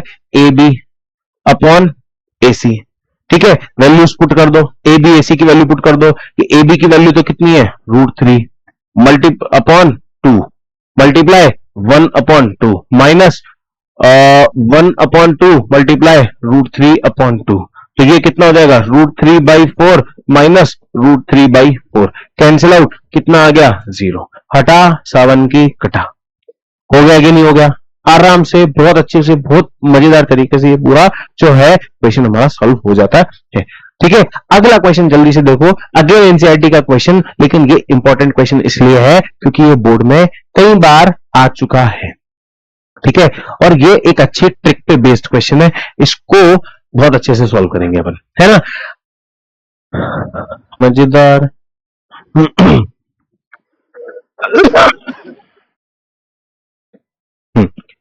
सो देखिए, ये क्वेश्चन कैसे होगा, क्या होगा इस क्वेश्चन में, इस चीज को हम समझते हैं। हमें क्या बोला है कि in triangle P Q R right angle at Q, मतलब सीधी सी बात है कि एक ट्राइंगल बनाया गया है, इसका नाम है पी क्यू आर। बस उसमें हमें ध्यान रखना है कि 90 डिग्री कहां पे है? क्यू एंगल पे। ठीक है, बात समझ में आ गई। उसने मेरे बोला है कि sir P R plus Q are जो है वो 25 के बराबर है, तो बिल्कुल मान लेते हैं कि यार P R plus Q are दोनों मिला के 25 के बराबर है, मान ली हमने बात। और उसने ये भी बात बोली है कि पी क्यू जो है वो 25 के बराबर है, तो हमने भी कह दिया कि पी क्यू जो है 5 के बराबर है। सॉरी, 25 नहीं, किसके बराबर है? 5 के बराबर है। अब देखो, उन्होंने पूछ लिया कि साइन पी, कॉस पी और टेन पी की वैल्यू बता दो।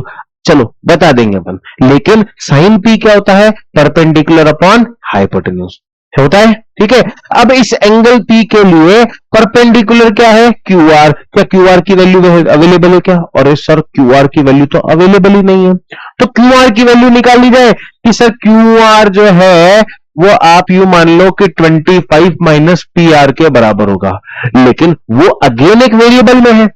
अब वेरिएबल में है तो उसको वैल्यू को निकालना पड़ेगा, और वैल्यू को निकालना पड़ेगा तो अगेन एक ही फंडा बचता है मेरे पास कि परपेंडिकुलर, बेस और हाइपोटेन्यूज से मिला के पाइथागोरस थ्योरम लगा दूं। तो मैंने क्या किया? पाइथागोरस थ्योरम लगा दी। पाइथागोरस थ्योरम क्या कहती है कि सर परपेंडिकुलर का स्क्वायर प्लस बेस का स्क्वायर बराबर हाइपोटेन्यूज का स्क्वायर होता है। ठीक है, मानते हैं। अब परपेंडिकुलर सपोज करो पी क्यू को मान लेते हैं, क्योंकि हमारी एक साइड तो फिक्स है कि हमारा हाइपोटेन्यूज कौन है? P R. ठीक है, तो हमने क्या ले लिया कि सर पी आर का स्क्वायर तो लेना ही पड़ेगा। बाकी दो साइड का स्क्वायर है, तो वो क्या बोला? पी क्यू का स्क्वायर प्लस क्यू आर का स्क्वायर। हाँ या ना। अब पी क्यू तो हमें दिया हुआ है कि सर 5 दिया हुआ है, 5 का स्क्वायर, और क्यू आर तो सर हमने जुगाड़ में निकाल रखा है।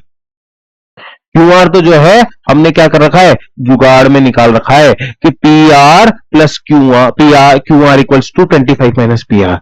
तो मैं उसको क्या लिख देता हूं कि 25 माइनस पी आर का होल स्क्वायर, और इधर पी आर का स्क्वायर तो है इसी। ठीक है सर, बिल्कुल सही बात कही आपने। अब 5 का स्क्वायर कितना होता है साहब, 25 होता है, बिल्कुल होता है 25 का स्क्वायर। अब देखो यहां पे एक फंडा यूज कर रहे हैं, ए माइनस बी का होल स्क्वायर, आइडेंटिटी लगा दूं तो वो क्या हो जाएगी 625 plus P R square minus 50 P are. अरे सर ये क्या करते चले गए आप।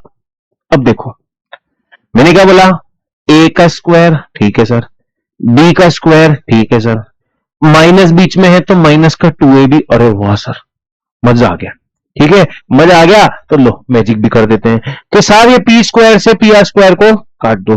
अरे काट दिया तो अब 25 में 625 ऐड हुआ तो कितना हो जाएगा कि सर ये तो 650 दिखता है, तो ये 650 लाग रहा है, ये 650, ये माइनस का 50 पी आर बराबर उधर कितना बचा 0। तो यहां से हमारे पास एक कहानी बन जाती है। वो कहानी क्या बन जाती है कि 650 is equals to 50 P R के बराबर हो। तो यहां से हमें पी आर की वैल्यू मिल गई कि ये 650, अब 650 upon 50 is equals to P R मिल गई। तो पी आर की वैल्यू कितनी आ गई सर 13 आ गई। अब पी आर की वैल्यू 13 आ गई, क्यू आर की वैल्यू 25 माइनस पी आर थी, तो यहां से क्यू आर बराबर 25 माइनस 13, जल्दी से क्यू आर की वैल्यू निकाल दो कि सर क्यू आर की वैल्यू निकल गई, बिल्कुल निकल गई साहब। ठीक है अब क्यू आर की वैल्यू निकल गई, अब उसने बोला है साइन पी निकालो, ले बड़े आराम से। क्या पूछा था उसने, साइन पी। क्या पूछा था उसने, sine P. Some people have, P का परपेंडिकुलर कौन है, Q R, very good. Have some people have मतलब हाइपोटेन्यूस, हाइपोटेन्यूस हमेशा फिक्स है। वैल्यू पुट कर रहा छोरा, जल्दी से पुट कर दे, जल्दी से पुट कर दे, नहीं तो रोए लाग जाओगी। देखो sine P equals to Q R upon P R, तो क्यू आर की वैल्यू कितनी है, क्यू आर की वैल्यू कितनी है, क्यू आर की वैल्यू कितनी है 12, और पी आर की value P R 13। Is it okay, very good sir. cos p और tan p, तो सम people have curly brown, brown मतलब बेस, बेस किसका, पी का बेस क्या है पी क्यू, और सम people have curly brown hair, brown hair मतलब hypotenuse.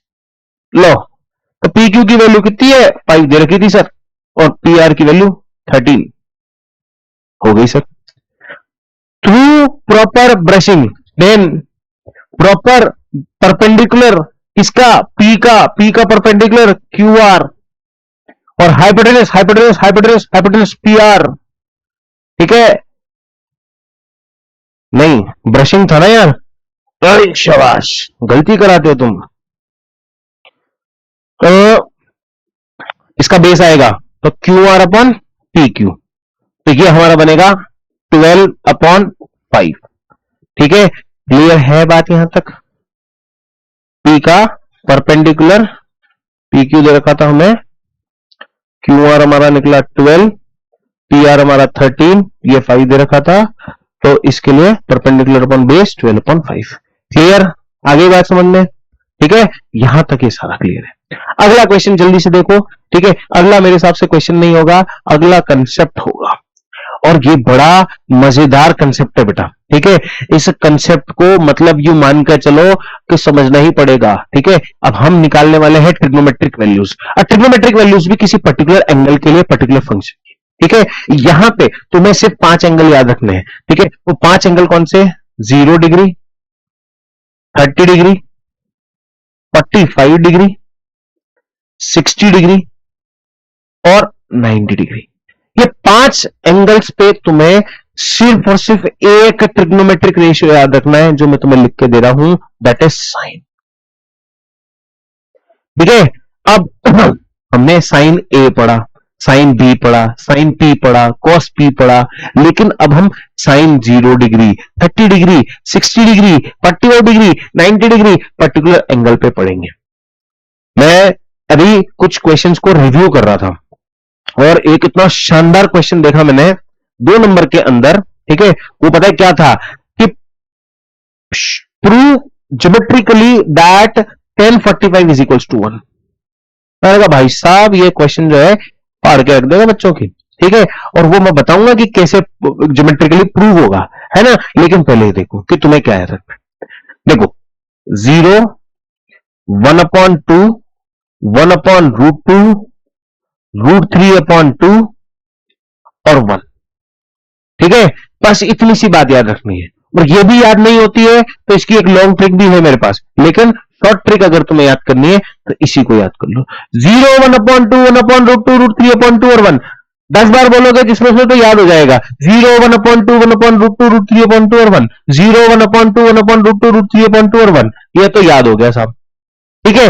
अब दूसरा फंक्शन मैंने क्या बताई थी, sine cos tan cos x cot, तो साइन के बाद क्या आता है साहब, सर कॉस आता है, कॉस, लास्ट में क्या लिखा है लिख दे भाई, इधर क्या लिखा है लिख दे भाई, इधर क्या लिखा है लिख दिया सर, इधर क्या लिखा है लिख रहा हूं सर, इधर क्या लिखा है लिख रहा हूं सर, लिख दिया, हो गई बात, ठीक है।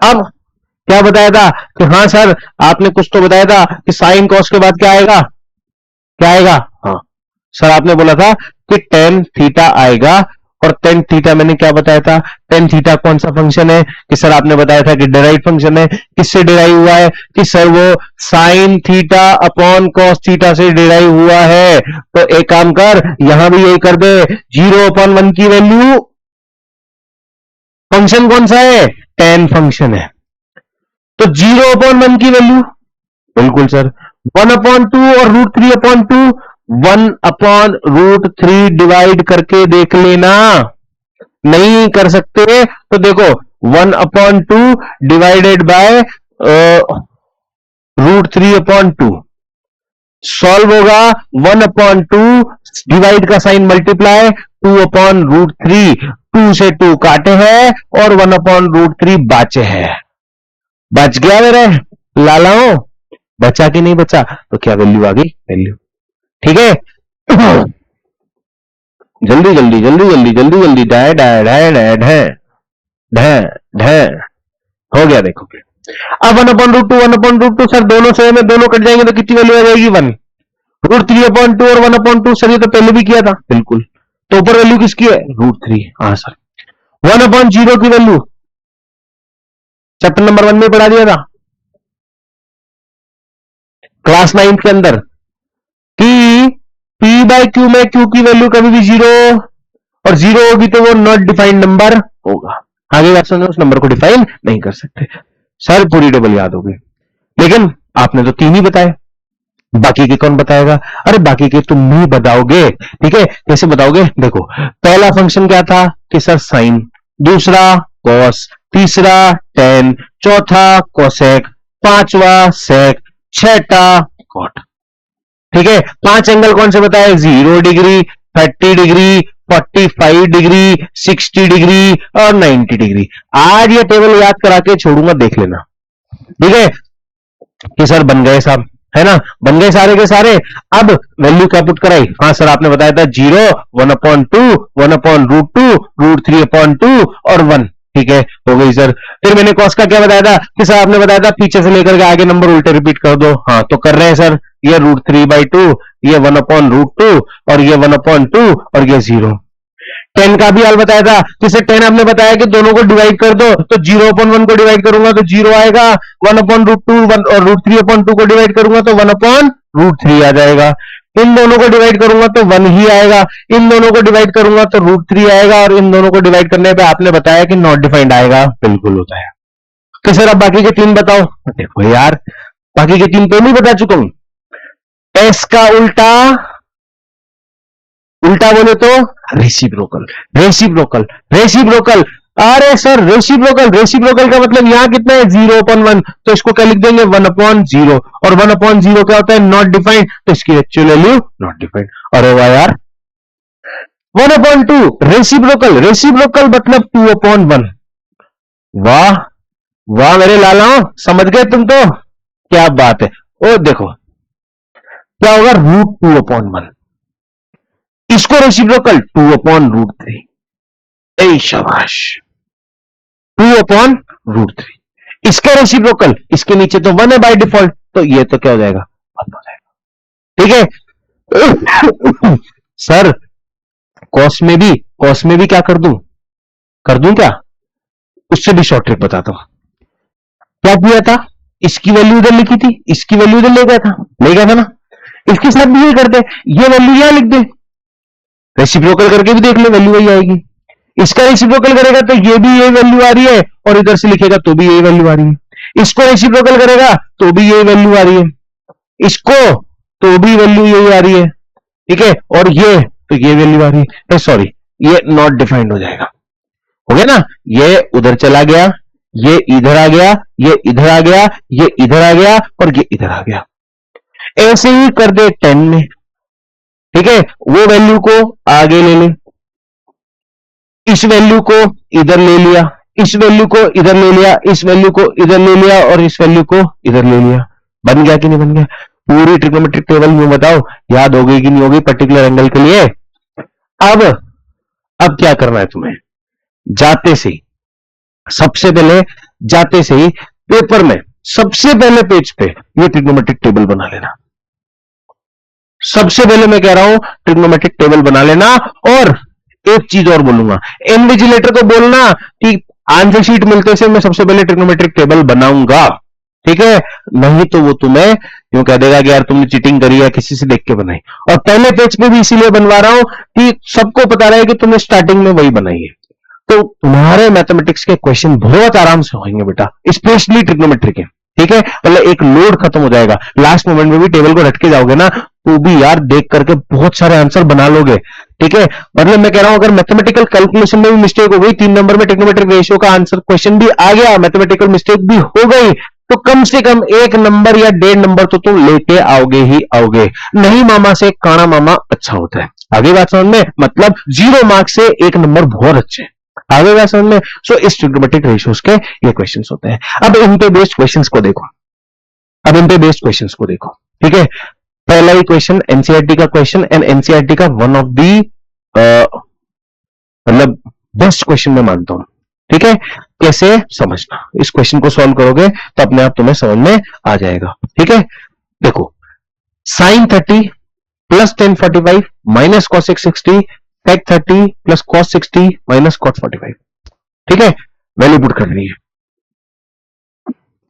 sin 30 की वैल्यू 0 1/2 कि सर 1/2 प्लस tan 45 की वैल्यू मुझे याद है सर 1 होती है हमेशा। ठीक है, मतलब भले तुम चाहो तो टेबल से भी रिलेट कर सकते हो। ठीक है, लेकिन मुझे याद है इसलिए मैं वैल्यू डाल रहा हूं। cosec 60, cosec 60 मतलब sin 60 का उल्टा, ऐसे ही याद करो बेटा, अभी से इसकी आदत डाल लो। cosec 60 मतलब sin 60 का उल्टा, और sin 60 की वैल्यू √3/2, तो उसकी उल्टी वैल्यू 2/√3। अरे वाह सर, इसके नीचे कुछ नहीं है तो 1 बाय डिफॉल्ट लगा देंगे। नीचे sec 30 मतलब cos 30 का उल्टा, और cos 30 की वैल्यू sin 60 के बराबर। देखो sec 30 बोले तो cos 30 का उल्टा, और cos 30 की वैल्यू sin 60 के बराबर, तो वैल्यू कितनी आ गई 2/√3।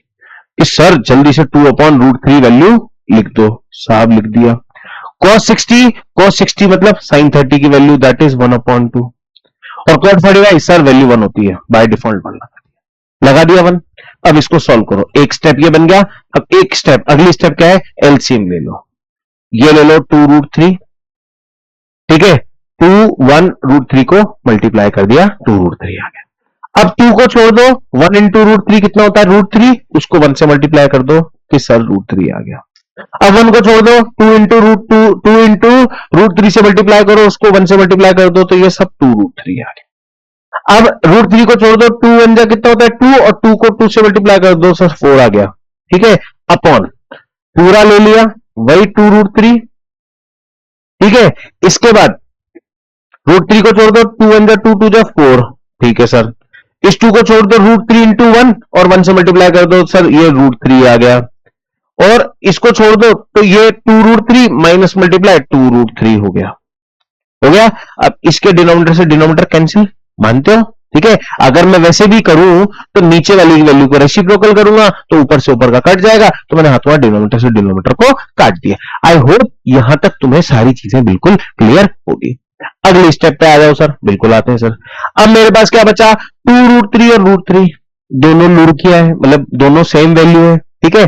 तो दोनों सेम वैल्यू है तो क्या होगा, दोनों ऐड हो जाएंगी, दोनों लाइक टर्म्स हैं, दोनों क्या होंगे, ऐड हो जाएंगे। तो 2√3 प्लस √3 कितना हो गया, 3√3 हो गया सर, -4 अपॉन नीचे क्या बचा 4, ठीक है, और माइनस कर देंगे इसको, ओए होए ओए होए ओए होए, माइनस कर देंगे इसको, ये कितना हो रहा है 4 माइनस √3। अच्छी मिस्टेक है क्या बाबा?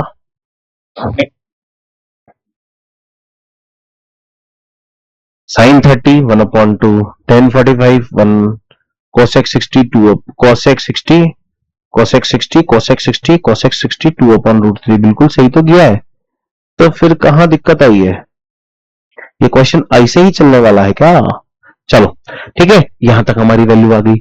अब वैल्यू आ गई तो इसको क्या करो, रैशनलाइज कर दो, तो 4 प्लस √3 अपॉन 4 प्लस √3 कर दो, ठीक है।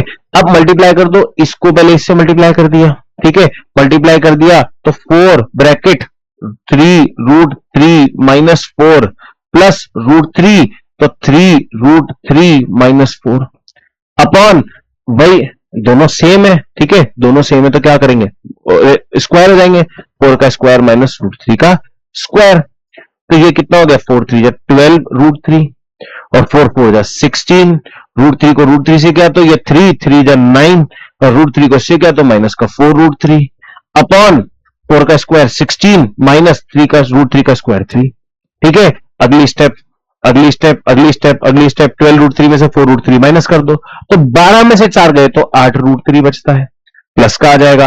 और 16 में से 9 माइनस कर दो तो 16 में से 9 माइनस करने में माइनस का 7 आ जाएगा, अपॉन 16 में से 3 माइनस कर दिया तो कितना बचेगा 13। तो this is my final answer, ठीक है। इस तरह से ये वैल्यूज वाला क्वेश्चन बहुत आराम से सॉल्व हो जाएगा।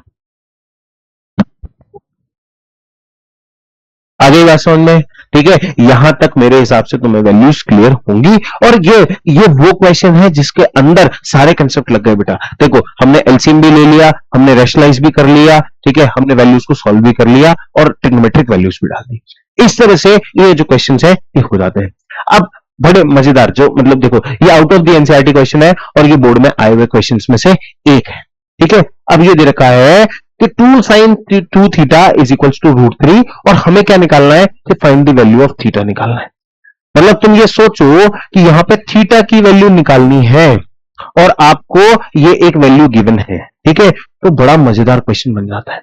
कैसे बन जाता है, मैंने क्या बताया था, रिवर्स थिंकिंग। तो रिवर्स यहां सोचना पड़ेगा कि sir 2 sin 2 theta is equal to √3 दिया हुआ है, ठीक है। अब 2 sin 2 theta is equal to √3 है, तो इसको मैं कहता हूं कि sin 2 थीटा को एज इट इज रहने दो और 2 को उधर उठा के ले जाओ।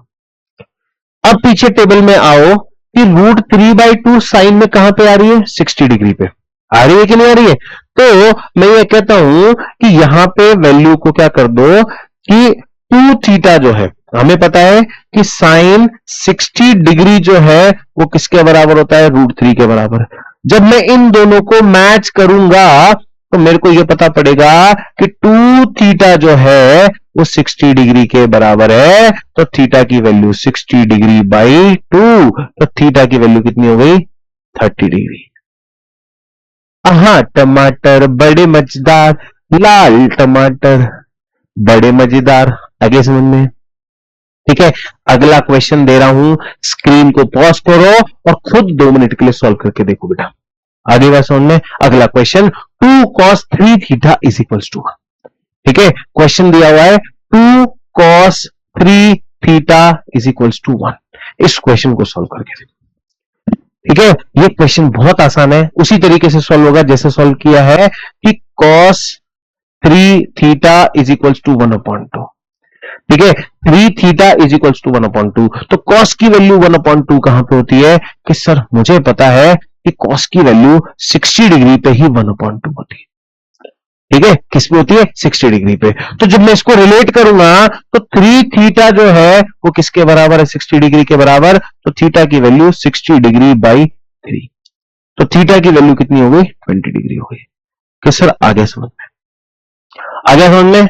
अगला क्वेश्चन, अगला क्वेश्चन, अगला क्वेश्चन, अगला क्वेश्चन और मजेदार कि इसमें तो एक स्टेप बढ़ गई कि √3 tan 2 थीटा माइनस 3 बराबर 0। तो इस -3 को उधर लेके जाओ ना मेरे भाई, तो √3 tan 2 theta is equals to 3 के बराबर। अब इसको छोड़ दो यहीं पे, हाँ कि tan 2 थीटा यहीं पे ये सब, और इसको उधर लेके जाओ तो 3/√3। ठीक है, अब कुछ बच्चे इसको रेशनलाइज कर देंगे और कुछ बच्चे इसको काट देंगे। जो काट रहे हैं वो भी सही है और जो रेशनलाइज कर रहे हैं वो भी सही है कि 3√3/3 काटा तो ये कितनी वैल्यू आई? √3। तो tan 2 थीटा की वैल्यू कितनी हो गई? अब tan 2 थीटा की वैल्यू √3 है और मुझे पता है कि tan 60 की वैल्यू भी कितनी है? √3 है। तो मुझे पता पड़ गया कि 2 थीटा जो है वो किसके बराबर है? तो थीटा की वैल्यू कितनी डिग्री के बराबर हो गई?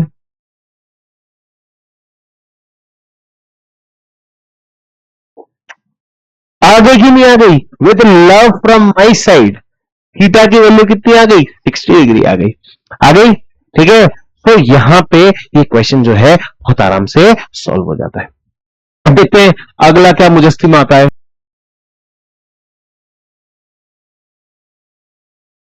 हाँ बच्चों, तो देखो अगला क्वेश्चन है हमारे पास 3/4 ten square 30 degree -3 sine square 60 degree +3 cosec square 40। ठीक है, तो जैसा हमने पढ़ा है कि जैसा हमने पढ़ा है, हमने क्या पढ़ा है कि भाई साहब कि क्या होता है? देखो 3/4, 3/4 10 स्क्वायर 30 मतलब 10 30 का होल स्क्वायर।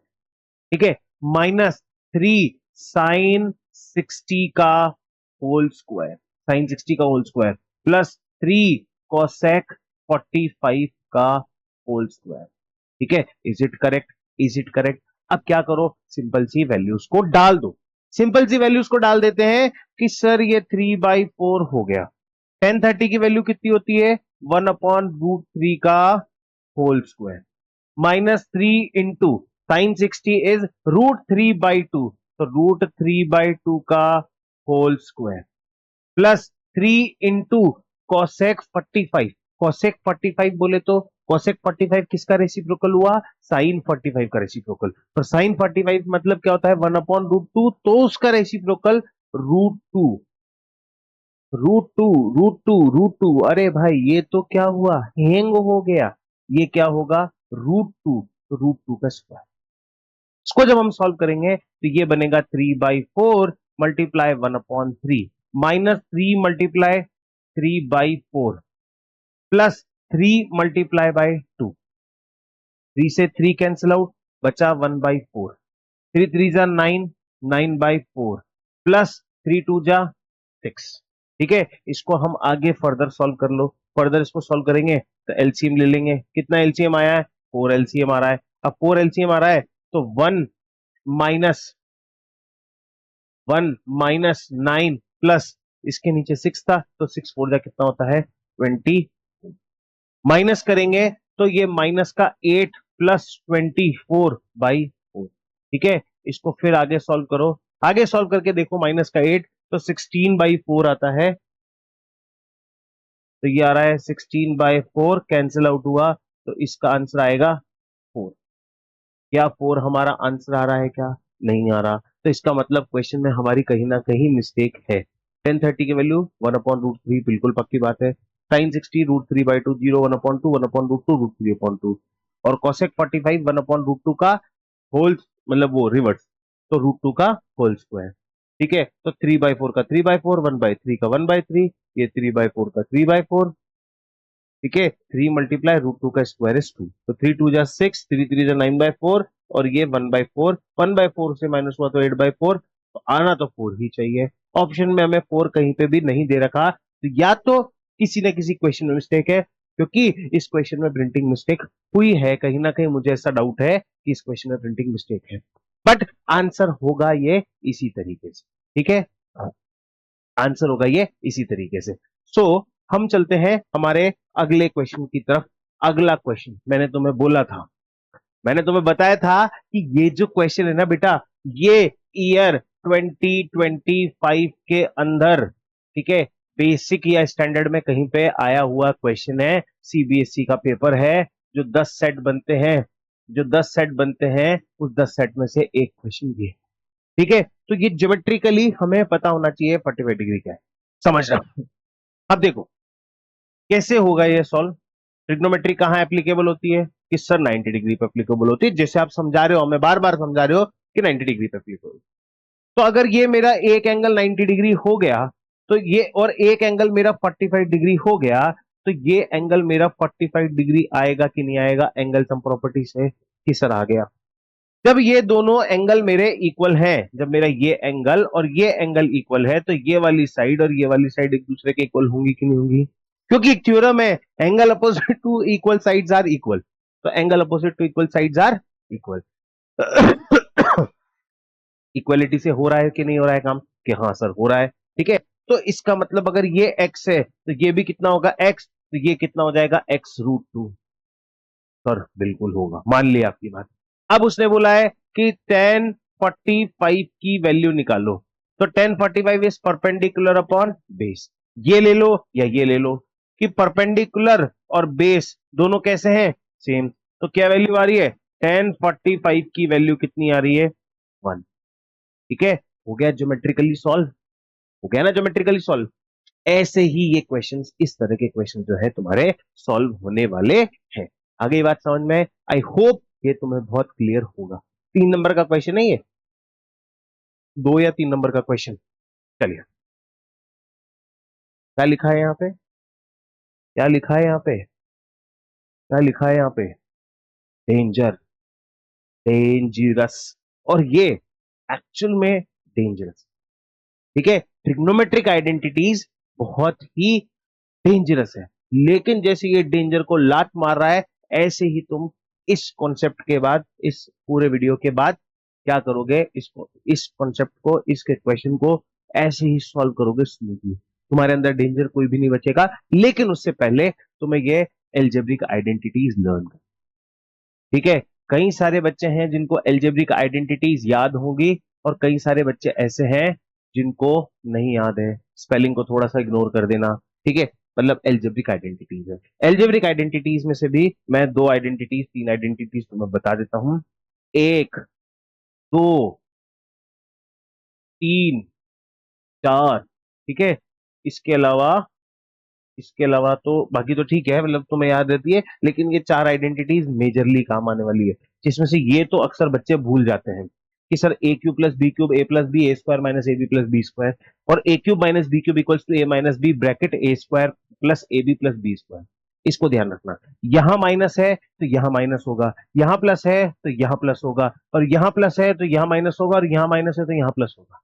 ये फंडा ध्यान, ठीक है, इसको एक बार तसल्ली से देखना कि जो मैंने प्लस माइनस का कंसेप्ट बताया है उस तरीके से ये सॉल्व होगा। ठीक है, अब देखो ट्रिग्नोमेट्रिक आइडेंटिटीज तुम्हारी है क्या। ठीक है, अब समझना बेसिकली क्या है कि हमने फंक्शंस को पढ़ा, फंक्शंस को पढ़ा तो हमारे पास 6 फंक्शन थे, sine cos tan cosec sec cot. ठीक है, ये 6 के 6 फंक्शंस थे, और एलिमेंट्स क्या थे, परपेंडिकुलर, बेस और हाइपोटेनस। तो पाइथागोरस थ्योरम मेरी क्या कहती है कि परपेंडिकुलर का स्क्वायर प्लस बेस का स्क्वायर इक्वल्स टू हाइपोटेनस। एक बार, परपेंडिकुलर का स्क्वायर प्लस बेस का स्क्वायर प्लस हाइपोटेन्यूज का स्क्वायर दूसरी बार, और परपेंडिकुलर का स्क्वायर प्लस बेस का स्क्वायर प्लस हाइपोटेन्यूज का स्क्वायर तीसरी बार। ओ शाबाश, मैं प्लस की लगाए जा रहा हूं, इक्वल लगाएगा यहाँ पे, यहां पे भी इक्वल लगेगा। ठीक है, आगे बात समझ में। अब एक काम करो, पहले हम क्या करते हैं, divide each term by H square कर दो, divide each term by H square, इसमें divide each term by P square, और डिवाइड ईच टर्म बाय 20। कर सकते हैं, हाँ या ना? ये बिल्कुल कर सकते हैं सर। ठीक है, अब h से तो h कट गया, इसको मैं कैसे लिखूंगा? p अपॉन h का होल स्क्वायर। इसको कैसे लिखूंगा? b अपॉन h का होल स्क्वायर। इसको यहां पे क्या लिख दूंगा? 1। कि सर बिल्कुल करेक्ट, परफेक्ट है। ये p से p कट गया तो इसको मैंने क्या लिख दिया? 1। बी स्क्वायर मतलब b अपॉन p का होल स्क्वायर। इसको मैंने लिख दिया h अपॉन p का होल स्क्वायर। कि सर धुंधला धुंधला कुछ तो नजर आ रहा है, बिल्कुल नजर आएगा जब h upon P, B upon P, B upon H, P upon H की वैल्यूज को पुट करोगे। ठीक है, इसको तुम करके देखो कि बी स्क्वायर से बी स्क्वायर कैंसिल आउट हो गया, तो ये क्या हो गया? p बाई बी का whole square equals to sorry plus 1 equals to H upon B का होल स्क्वायर। ठीक है, मतलब रटने का तो कोई चांस ही नहीं बनता। मैथमेटिक्स इतनी प्यारी चीज है, ठीक है, और जिसमें भी ट्रिग्नोमेट्री की बात करें तो ट्रिग्नोमेट्री में तो रटने का कोई चांस नहीं, बस कॉन्सेप्ट्स को बहुत अच्छे से मारना है। ठीक है, तो पी अपॉन एच का होल स्क्वायर, तो पी अपॉन एच क्या होता है? कि सर आपने बताया था साइन होता है, तो बेटा साइन साइन थीटा का whole square plus cos theta का होल स्क्वायर बराबर 1। ये हो गया 1 plus B upon P. Sir B upon P क्या था? B upon P cot theta का whole square equals to H upon P. तो एच अपॉन पी क्या है? बी अपॉन एच का उल्टा, तो साइन का उल्टा कॉसेक थीटा का होल स्क्वायर। और पी अपॉन बी, तो पी क्या है हमारा? परपेंडिकुलर अपॉन बेस, मतलब tan theta plus 1 equals to H upon B. H upon B बोले तो एच अपॉन बी कहां है? B upon H, cos, cos का उल्टा सेक। ठीक है सर, ठीक है सर, ठीक है सर। ठीक है, तो हमारी तीन ट्रिग्नोमेट्रिक आइडेंटिटी यहां से बन गई। पहली आइडेंटिटी बन गई क्या? Sign square theta plus cos square theta बराबर 1। ठीक है, पहली आइडेंटिटी क्लियर है मेरी? हाँ सर बिल्कुल क्लियर है, चमक गई बहुत अच्छे से। दूसरी एल्जेब्रिक आइडेंटिटी देखो, 1 plus cot square theta equals to cosec square theta. मैं तो गारंटी दे रहा हूं, अगर तुम इस एल्जेब्रिक आइडेंटिटी को भूल जाओ तो बना भी सकते हो खुद। ठीक है, थोड़ा टाइम लगेगा लेकिन मार्क्स तो नहीं जाएंगे, डेफिनेटली मार्क्स नहीं जाएंगे। यहां से क्या बन गई? Tan square theta plus 1 is equals to sec square theta. आ गई बात समझ में? ठीक है, परफेक्टली प्लेस्ड है कि नहीं? ठीक है सर, बिल्कुल परफेक्टली प्लेस्ड। लेकिन यहां पे क्या होता है कि कई बार गेम खेले जाते हैं। गेम कैसे खेले जाते हैं समझना, कि मैंने sine square theta plus cos square theta equals to 1 लिखा।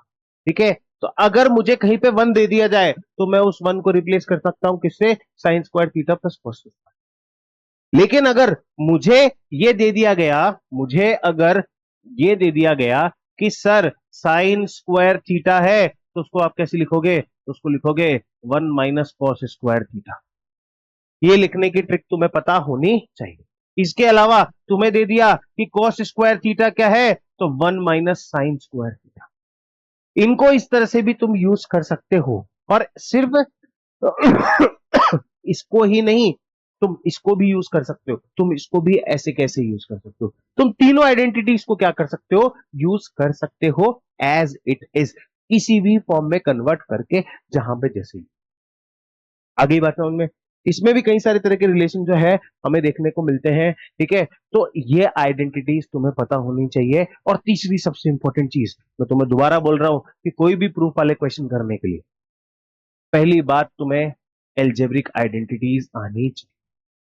किसी भी तरह का ट्रिग्नोमेट्रिक प्रूफ वाला क्वेश्चन हो, तुम्हारी एल्जेब्रिक आइडेंटिटीज क्लियर होनी चाहिए। और सबसे पहली अप्रोच तुम्हारी इसको सॉल्व करने के लिए क्या होनी चाहिए? कि उसमें कहीं एल्जेब्रिक आइडेंटिटी लग रही है कि नहीं लग रही।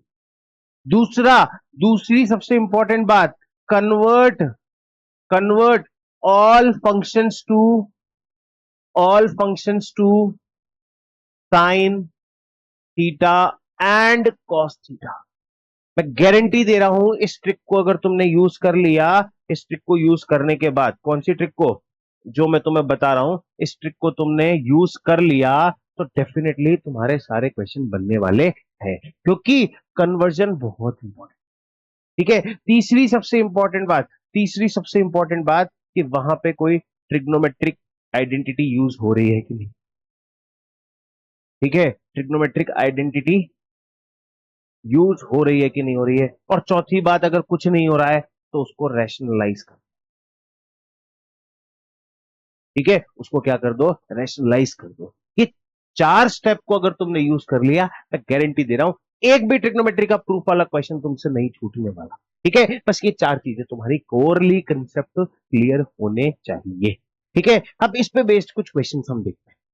सबसे पहला क्वेश्चन, 1 + cot² थीटा और 1 + tan² थीटा, 1 - cot और 1 - tan का होल स्क्वायर। देखो यहां पे सबसे पहली बात मैंने क्या बोली, एल्जेब्रिक आइडेंटिटी लग रही है कि हाँ सर कुछ दिख तो रहा है स्क्वायर स्क्वायर जैसा, दिख रहा है ना स्क्वायर जैसा, तो हम उस स्क्वायर को सॉल्व करेंगे। देखो कि मैंने क्या किया, मैं सिंपल सी बात है, मैंने ले लिया आरएचएस कि 1 - cot A का होल स्क्वायर कर देते, कि 1 - cot A का whole square upon 1 - tan A का होल स्क्वायर। ठीक है, लेकिन फिर भी मैं एक चीज कहूंगा कि ये जो मैंने स्टेप्स बताई है, इसमें सबसे पहली स्टेप को ये करो, ये फर्स्ट स्टेप होनी चाहिए, convert all the function into sine and cos. ठीक है, तो इसको एक काम करते हैं, हम साइन एंड कॉस से ही करके देखते हैं। ठीक है, क्योंकि इधर लेंथ बढ़ जाएगी इसकी, है ना। पहले इसको सॉल्व करते हैं, हमारा एलएचएस लेते हैं। एलएचएस क्या है, 1 + cot² A upon 1 + tan² A। बन रहा है कि नहीं बन रहा है, कि हाँ सर बन रहा है। साइन कॉस में कन्वर्ट कर दो कि 1 + cos² A upon sin² A upon 1 + sin² A upon cos² A।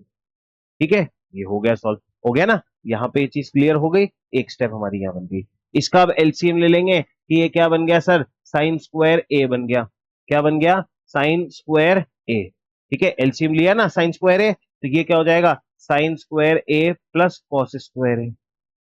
ठीक है, डिवाइड, ये वाली पूरी वैल्यू डिवाइड होगी, तो ये क्या हो जाएगा, cos²A, तो ये हो जाएगा cos²A प्लस sin²A।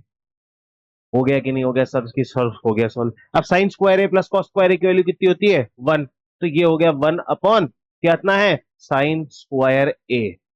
ठीक है, डिवाइड, डिवाइड ही रहने दो चलो, और ये कितना हो जाएगा, ये वैल्यू हो जाएगी 1 अपॉन cos²A। तो 1 upon sin²A multiply cos²A upon 1, तो ये क्या हो गया, cos²A upon sin²A। cos²A upon sin²A, और इसकी वैल्यू हमें पता है कितनी होती है, cot²A। तो हमारे एलएचएस की जो वैल्यू है वो तो कितनी आ गई, cot²A आ गई। ठीक है, अब आरएचएस को सॉल्व कर दो।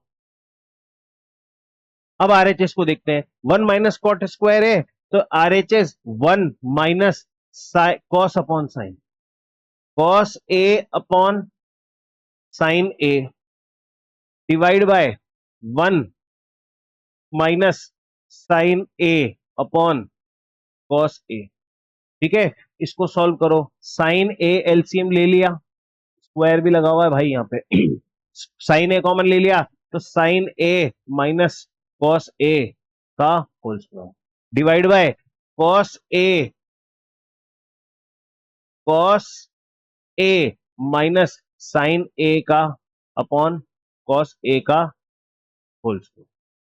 हो गया सॉल्व। ठीक है, अब इसको अगले थे, sine minus cos A upon sine है, sine minus cos A upon sine A का whole square divide by cos A minus sine है। ठीक है, तो अब ये cos A माइनस साइन है था, मैं पहले वही लिख रहा हूं, cos A माइनस साइन है अपॉन अपॉन cos A था, इसका होल स्क्वायर। अब एक काम करता हूं, मैं इसमें से क्या कर लेता हूं, माइनस कॉमन निकाल लेता हूं, तो ये क्या हो जाएगा, sine A minus cos A का whole square upon sin² A multiply cos² A upon sine A minus cos A का होल स्क्वायर। क्योंकि देखो इसका आउटकम निकालोगे, इसका आउटकम निकालोगे तो वो होगा sin² A plus cos² A minus sin A cos A, -2 sin A cos A। इसका आउटकम निकालोगे तो वो भी होगा sign square A plus cos square A minus minus 2 sine A cos ए। होगा कि नहीं होगा? होगा ना। तो ये दोनों वैल्यूज को हम क्या कर देंगे? काट देंगे। बचा क्या? Cos square A upon sign square ए। तो ये मिला के क्या हो गया? कॉट स्क्वायर ए। तो हमारा एलएचएस जो है वो किसके बराबर आ गया? आरएचएस के बराबर आ गया।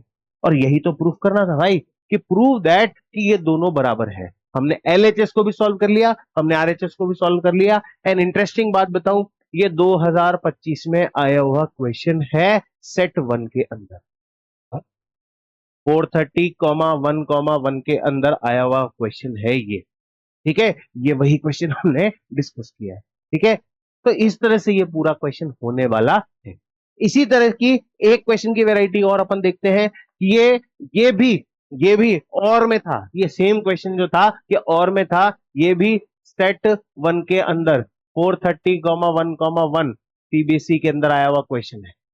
ठीक है, ये क्वेश्चन के अंदर भी हमें क्या करना है कि हमें साइन कॉस में कन्वर्ट कर दो। ठीक है, सबसे पहला स्टेप ये देखो, मैं कह रहा हूं कि लेंथ बढ़ेगी। ठीक है, लेकिन बहुत इजीली सॉल्व हो जाएगा। कैसे होगा? कि हमने अब दो ऑप्शन है, या तो तुम एलसीएम ले लो सीधा, ठीक है, या फिर साइन कॉस में कन्वर्ट कर दो, डिपेंडिंग ऑन यू कि पहला स्टेप तुम क्या लेते हो। ठीक है, लेकिन कहीं भी अटको तो वो ऑप्शंस तुम यूज कर सकते हो।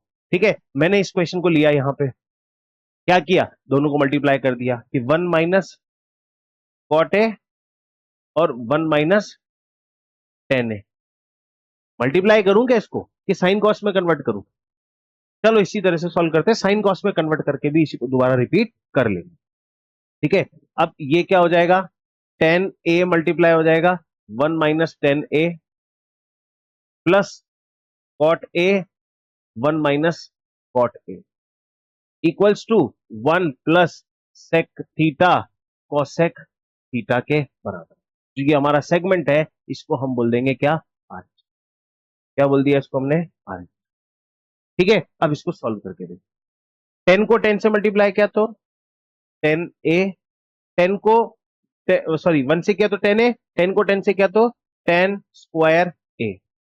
ठीक है, प्लस कॉट को 1 से किया तो कॉट ए, कॉट को कॉट से किया तो कॉट स्क्वायर ए अपॉन इन दोनों को मल्टीप्लाई करो। 1 को इस पूरे से 1 - 10a minus cot A minus cot A 10 minus minus क्या हो जाएगा? Plus cot A 10a। तो ये मेरे हिसाब से तो कट के 1 हो जाएंगे। क्यों होंगे 1? देखो मैं इसका रीजन भी बता देता हूं कि ये जो कॉट ए है ये अगली स्टेप में तुम्हारा 1/10a हो जाएगा और 10a से 10a कैंसिल हो जाएगा। लेकिन फिर भी इसको हम सॉल्व कर लेते हैं। ठीक है, अब ये 10a प्लस कॉट ए एक तरफ ले लेते हैं। 10a plus cot A plus 10 square A plus cot square A upon 1 - 10a minus cot A.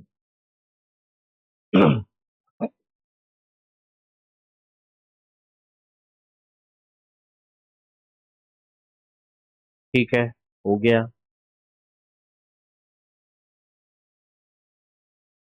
1 सब कुछ सही तो करता हुआ आ रहा हूं ना? बिल्कुल। एक काम करते हैं, इसको हम साइन कॉस में कन्वर्ट करके ही सॉल्व करते हैं।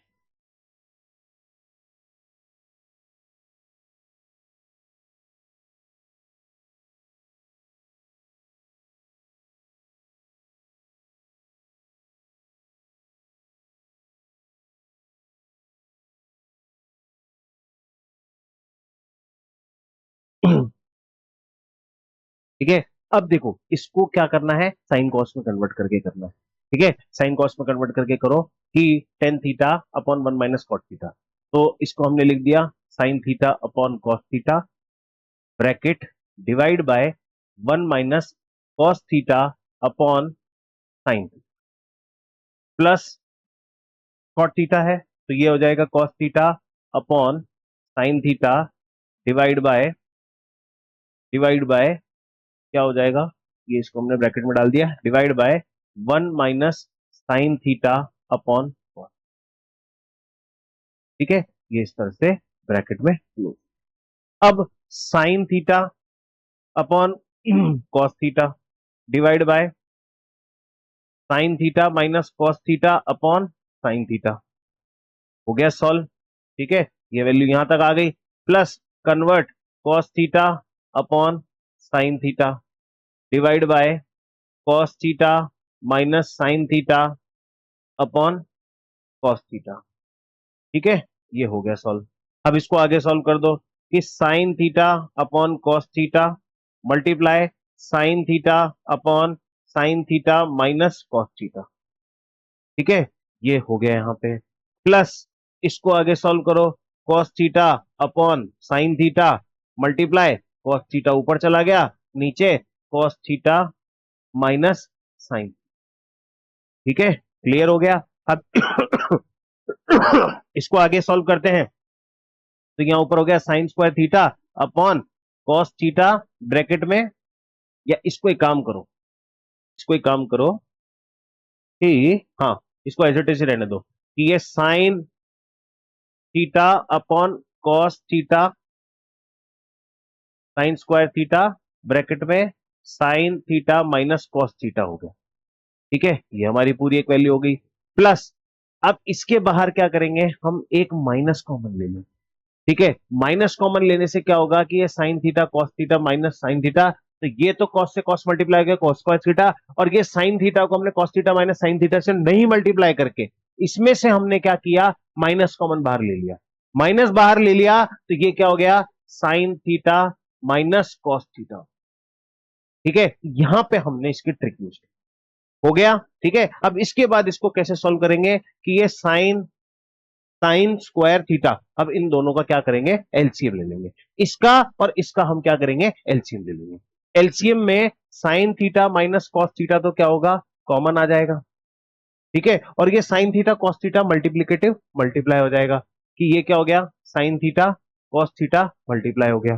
ठीक है, मतलब इसको और इसको हमने क्या किया, इन दोनों में से sine theta minus cos theta और sine theta minus cos theta हमने क्या कर दिया, कॉमन ले लिया, और ये साइन थीटा और कॉस थीटा मल्टीप्लाई होकर मान लिख दिया। अब इसको कैसे सॉल्व करेंगे कि ये इस पूरी वैल्यू में sine theta minus cos theta में मिल रहा है, मिल रहा है, ये साइन थीटा या फिर ये कॉस थीटा, इसको अगर हम देखो तो कॉस थीटा कट गया तो बचा कितना, साइन थीटा, तो साइन थीटा ऊपर मल्टीप्लाई हो जाएगा, तो मेरे पास यहां वैल्यू आ जाएगी साइन क्यूब थीटा। ठीक है, इसके बाद ये प्लस है, ये प्लस बाहर आएगा, बाहर आके ये क्या हो जाएगा, माइनस, और जब इसको मैं उस पूरे से डिवाइड करूंगा तो मेरे पास बचेगा कॉस, तो मैं इसको लिख दूंगा कॉस क्यूब थीटा। अब मैंने तुम्हें एलजेब्रिक आइडेंटिटी बताई थी कि सर क्यूब वाली आइडेंटिटी बिल्कुल याद रखनी है, कि हाँ याद रखनी है, तो ये क्या हो जाएगा, sine theta minus cos theta. एक मिनट, यहां से लिखते हैं कि sine theta minus cos theta bracket में sine square theta plus cos square theta minus, sorry, plus sine theta cos theta. ठीक है, वो आइडेंटिटी कैसे है, A cube minus B cube equals to A minus B bracket में A square plus A B plus B square. तो हमारे पास क्या था, ए क्या है साइन थीटा, बी क्या है कॉस थीटा, तो ये क्या हो गया, A minus B as it is A square plus B square plus A B. ठीक है, सॉल्व हो गया, और इसके नीचे हमारे पास क्या है कि sine theta minus cos theta और ब्रैकेट में साइन थीटा कॉस।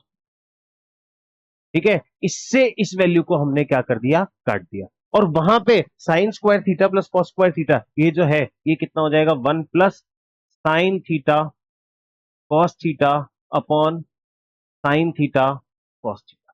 जब इसको हम करेंगे तो वन अपॉन,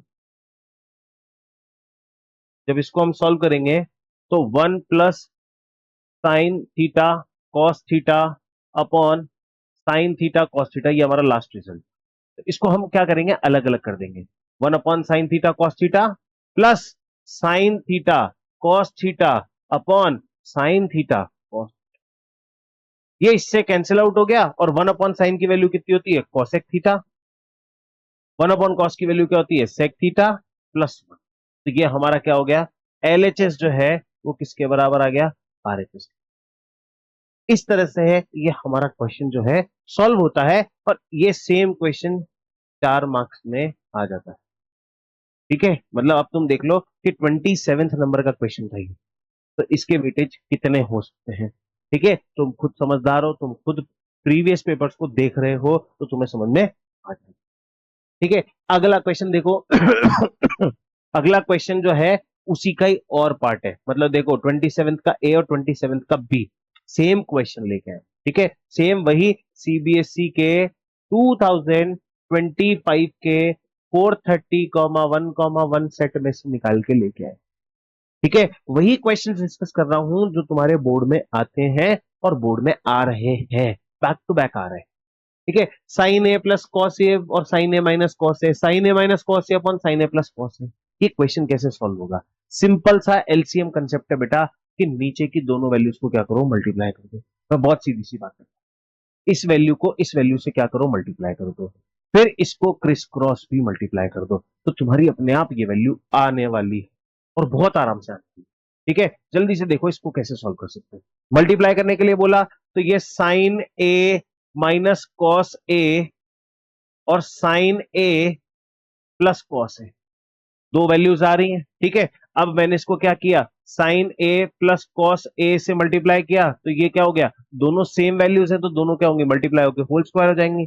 प्लस ये दोनों भी वैल्यू सेम है, तो ये दोनों भी क्या हो जाएंगी, मल्टीप्लाई होके स्क्वायर होंगी कि नहीं होंगी। ठीक है, कि हाँ सर हो रही है। यहां भी एक आइडेंटिटी लग रही है, ए प्लस बी और ए माइनस बी, तो ये क्या हो जाएगा कि sign square A minus cos square ए हो गया, कि हाँ सर हो गया। अब ऊपर की आइडेंटिटी ओपन कर दो कि सर ये sine square A plus cos square A plus 2 sine A cos A, ठीक है, plus sine square A plus cos square A plus, sorry, minus minus 2 sine A cos A हो गया। ठीक है, एलसीएम में तो चल ही रहा है। अब देखो इस 2 साइन ए कॉस ए से 2 साइन ए कॉस ए क्या हो जाएगा, minus sign square A plus cos square ए की आइडेंटिटी कितनी होती है, 1, तो ये 1 यहां से 1 आया और इससे भी क्या आया, 1, तो हो गया 2, और ये वैल्यू क्या रहेगी, as it is sine square A minus cos square. तो अब तुम कहोगे कि सर हमारा आंसर आ गया 2/साइन square A minus cos square ए। लेकिन अब दिमाग में क्वेश्चन ये बन रहा है कि सर आगे क्या करूं, ऊपर के 2 की वैल्यू तो आ गई, 2 साइन स्क्वायर ए -1 कैसे लेके आऊं? तो मैंने आइडेंटिटी जब समझा रहा था, तब मैंने आइडेंटिटी में कन्वर्जन बताए थे। कहां गई भाई, कहां गई, कहां गई कन्वर्जन, कि साइन स्क्वायर ए को 1 - कॉस स्क्वायर ए लिख सकते हो, कॉस स्क्वायर ए को 1 - साइन स्क्वायर ए लिख सकते हो। सर चल गया दिमाग, दिमाग चल गया, दिमाग चल गया, दिमाग चल गया, कि हम क्या करें यहां पे, कि साइन स्क्वायर ए को तो साइन स्क्वायर ए रहने देते हैं, और कॉस स्क्वायर ए को हम क्या कर देते हैं, 1 - साइन स्क्वायर ए लिख देते हैं, कि हाँ सर लिख दिया। तो ये क्या हो गया, 2/साइन स्क्वायर ए -1 प्लस साइन स्क्वायर ए, तो ये कितना हो गया, 2/2 और 2 कितना हो गया, 2 साइन स्क्वायर ए, सॉरी साइन स्क्वायर ए कितना हो गया, 2 साइन स्क्वायर ए -1, तो हमारा यहाँ पे एलएचएस जो है वो किसके बराबर आ जाता है, आरएचएस के बराबर आ जाता। आ गई बात समझ में, is it clear, is it okay, is it fine? ठीक है। इस तरह से ये क्वेश्चन जो है बहुत आराम से और बहुत तसल्ली से बहुत तरीके से ये क्वेश्चन सॉल्व हो जाता है। ठीक है, आगे बात समझ में। अगला क्वेश्चन देख लो, cot A minus cos A upon NCERT का क्वेश्चन लिया है भाई हम लोग। ये क्वेश्चन उठा के लाए हैं हम कहां से, एनसीईआरटी के। अब आगे जो है 2-3 कुछ इंपॉर्टेंट एनसीईआरटी के क्वेश्चन होंगे। कॉटे माइनस कॉस ए और कॉटे प्लस कॉस ए, कॉसे के -1 और कॉसे के +1 में कन्वर्ट कर। ठीक है, मैं ये कहता हूं साइन कॉस में कन्वर्ट करके देख लेते हैं। ठीक है, ये क्या हो जाएगा, cos A upon sine A minus cos A upon 1 upon cos A upon sine A plus cos A upon 1। ठीक है सर, हो गया। इसी स्टेप को मैं आगे लेता हूं, आगे लिया, एलसीएम लिया, कि ये क्या बना, साइन ए बना, बन गया। अब मल्टीप्लाई भी होगा, तो ये क्या हुआ, कॉस ए। ठीक है, अब दोनों में क्या आ रहा है, कॉस कॉमन आ रहा है, 1 मिनट रुको, दोनों में कॉस कॉमन आ रहा है ना, तो एक काम करते हैं, साइन ए कॉमन ले लेते हैं, कॉस ए बाहर ले लेते हैं, ब्रैकेट में 1 - साइन ए लेते हैं। हो गया कि नहीं हो गया? ठीक है, नहीं आया समझ में तो कोई बात नहीं, बता देता हूं। ठीक है, देखो कैसे कि एलसीएम लिया, देखो साइन ए एलसीएम लिया, 1 - साइन ए, दोनों को मल्टीप्लाई कर। अब क्रॉस भी तो मल्टीप्लाई करूंगा कि sir cos A minus cos A sign ए होगा।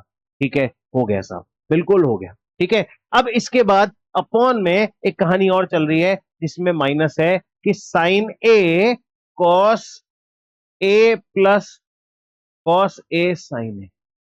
ठीक है सर, ये भी आ गए, अब तो आगे बिल्कुल समझ में आ गया। ठीक है, अब इसको ले लो कॉमन, ये नीचे से साइन ए को काट दिया। अगर तुम रेसिप्रोकल करके भी करोगे तो भी सॉल्व हो जाएगा।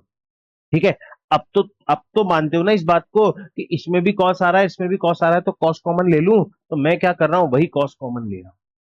ये मैंने कॉस ए कॉमन, तो यहां से क्या बचा, 1 - साइन ए। यहां से भी मैंने क्या किया, कॉस कॉमन ले लिया। यहां क्या बचा, 1 + साइन ए। कॉस से कॉस को काट दिया तो मेरी एलएचएस की वैल्यू 1 - साइन ए अपॉन 1 +। ठीक है, ये मेरा क्या आया है, ये मेरा आया है एलएचएस। क्या आया है, एलएचएस। एलएचएस मतलब लेफ्ट हैंड साइड का पोर्शन। ठीक है, अब राइट हैंड साइड को सॉल्व करना है कि सर इसमें तो कोसेक A-1 और कोसेक A+1 लिखा हुआ है। ठीक है भाई, कोई दिक्कत नहीं है, ये मैंने लिया आरएचएस। अब इस आरएचएस को सॉल्व करते हैं। ठीक है, आरएचएस में क्या है कि cosec A-1 upon cosec A+1। ठीक है, तो कॉसेक ए को क्या लिख सकते हैं, 1/साइन ए -1 अपॉन 1/साइन ए+1। ठीक है, लिखा, एलसीएम ले लिया कि हाँ सर एलसीएम ले लिया, साइन ए 1 - साइन ए आ गया सर, दिख रहा है, दिख रहा है कुछ, 1 - साइन ए तो दिख रहा है, हाँ दिख रहा है। ठीक है, फिर अगर एलसीएम ले लिया कि साइन ए 1 + साइन ए, ये साइन ए से साइन ए को नीचे काट दिया तो 1 - साइन ए हो गया अपॉन 1 + साइन ए। कि सर अब तो दिख गया कि आरएचएस भी हमारा जो है वो एलएचएस के बराबर है, तो यहां हम लिख देंगे कि एलएचएस बराबर आरएचएस। इस तरह से ट्रिक क्या यूज हुई जो बताई, वो जो 4 पॉइंट बताए हैं, चारों पॉइंट को सॉल्व करके देखो, चारों पॉइंट से ही सॉल्व करके देखो, डेफिनेटली उन 4 पॉइंट से आंसर आ जाएगा, आंसर बन 110% बनेगा ही बन। ठीक है, एक और एनसीईआरटी का क्वेश्चन हम लेते हैं, ये रैशनलाइज के ऊपर क्वेश्चन है। √1 + sine A upon 1 - sine A equals to sec A+10। ठीक है, दोनों चीज करेंगे।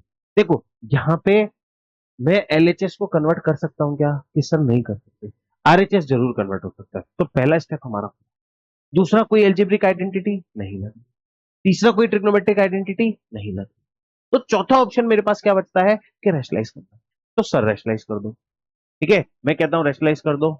मैं इसको लिख देता हूं कैसे कि √1 + साइन ए अपॉन √1 - साइन ए। ठीक है, रैशनलाइज कर दिया, √1 + साइन ए अपॉन √1 +। हो गया आंसर। ठीक है, अब 1 + साइन ए और 1 - साइन ए, मतलब मैंने इसको क्या किया, रैशनलाइज कर दिया। यार इसको ऐसे ही करके, इसको ऐसे करते, पूरे पे under root low, 1 + sine A upon 1 - sine A multiply 1 + sine A upon 1 + sine ए।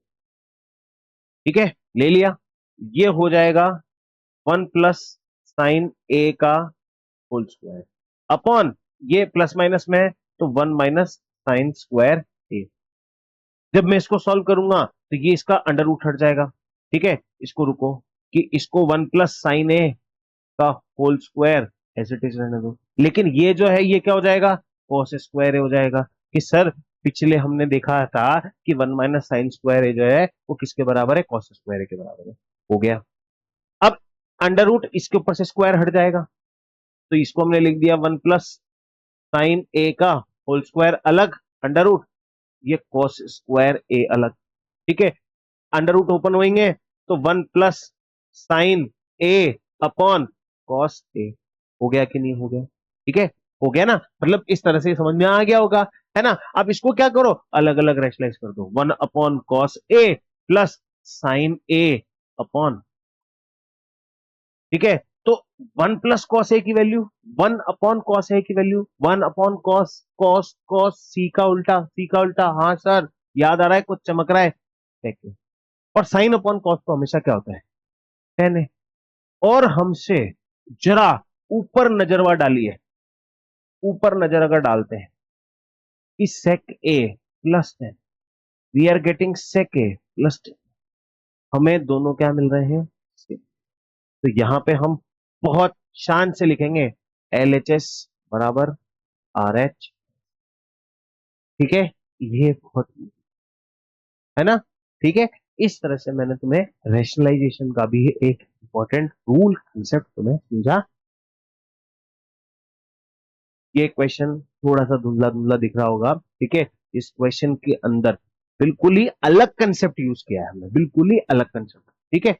मतलब ऐसा भी कुछ कंसेप्ट यूज हो सकता है, जो वो 4 पॉइंट्स हैं उसके अलावा भी कुछ आ सकता है, तो हाँ सकता है, लेकिन बहुत रेयर केसेस में। और ये कभी सीबीएसई में आया हुआ क्वेश्चन है, पहले सीबीएसई ने 1-2 बार इस क्वेश्चन को पूछा है। तो इसको हम देखते हैं कि बेसिकली इस क्वेश्चन में है क्या।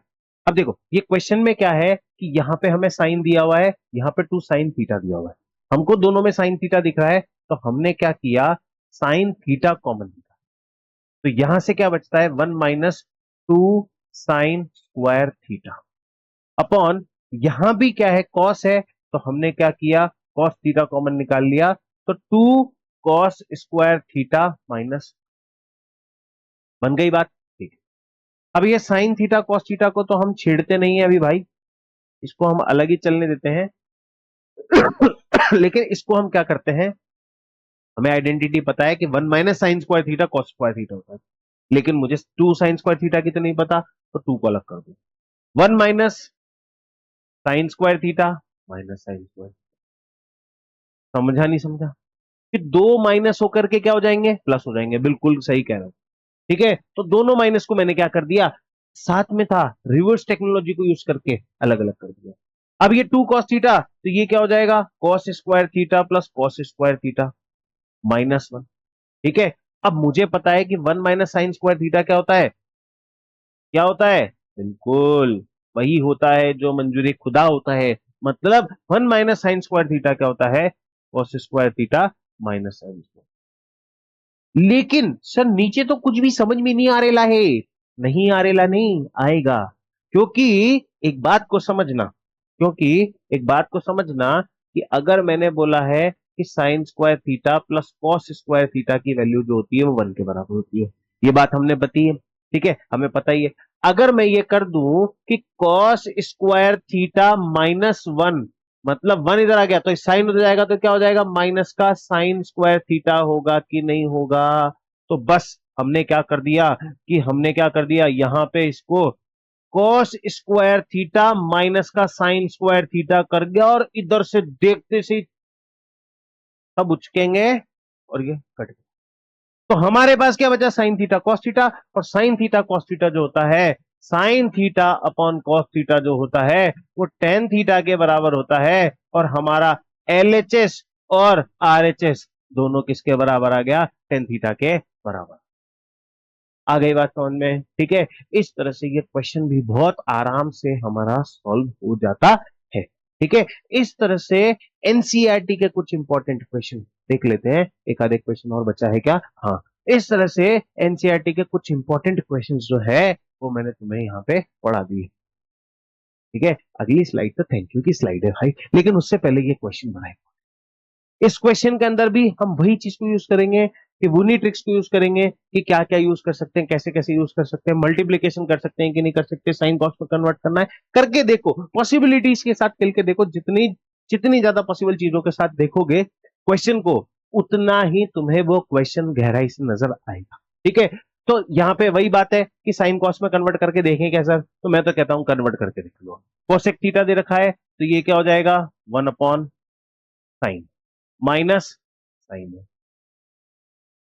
सेके दे रखा है 1/cos A minus cos A equals to 1/sin A upon cos A plus cos A upon sine A. आहा, हो गया।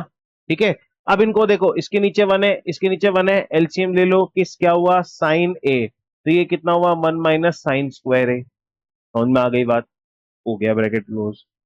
अब ये क्या हुआ, कॉस ए, तो ये क्या हो जाएगा, वन माइनस कॉस स्क्वायर ए। समझ में आ गई बात।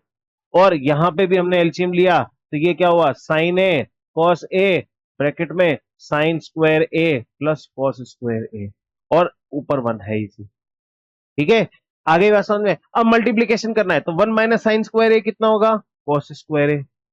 ठीक है, और कॉस स्क्वायर ए, ये वन माइनस कॉस स्क्वायर ए कितना होगा, वन माइनस कॉस स्क्वायर ए कितना होगा, sign square A, upon sine A into cos A, बराबर रेसिप्रोकल करेंगे, तो ये क्या होगा, sign A cos A upon sign square A plus cos square A.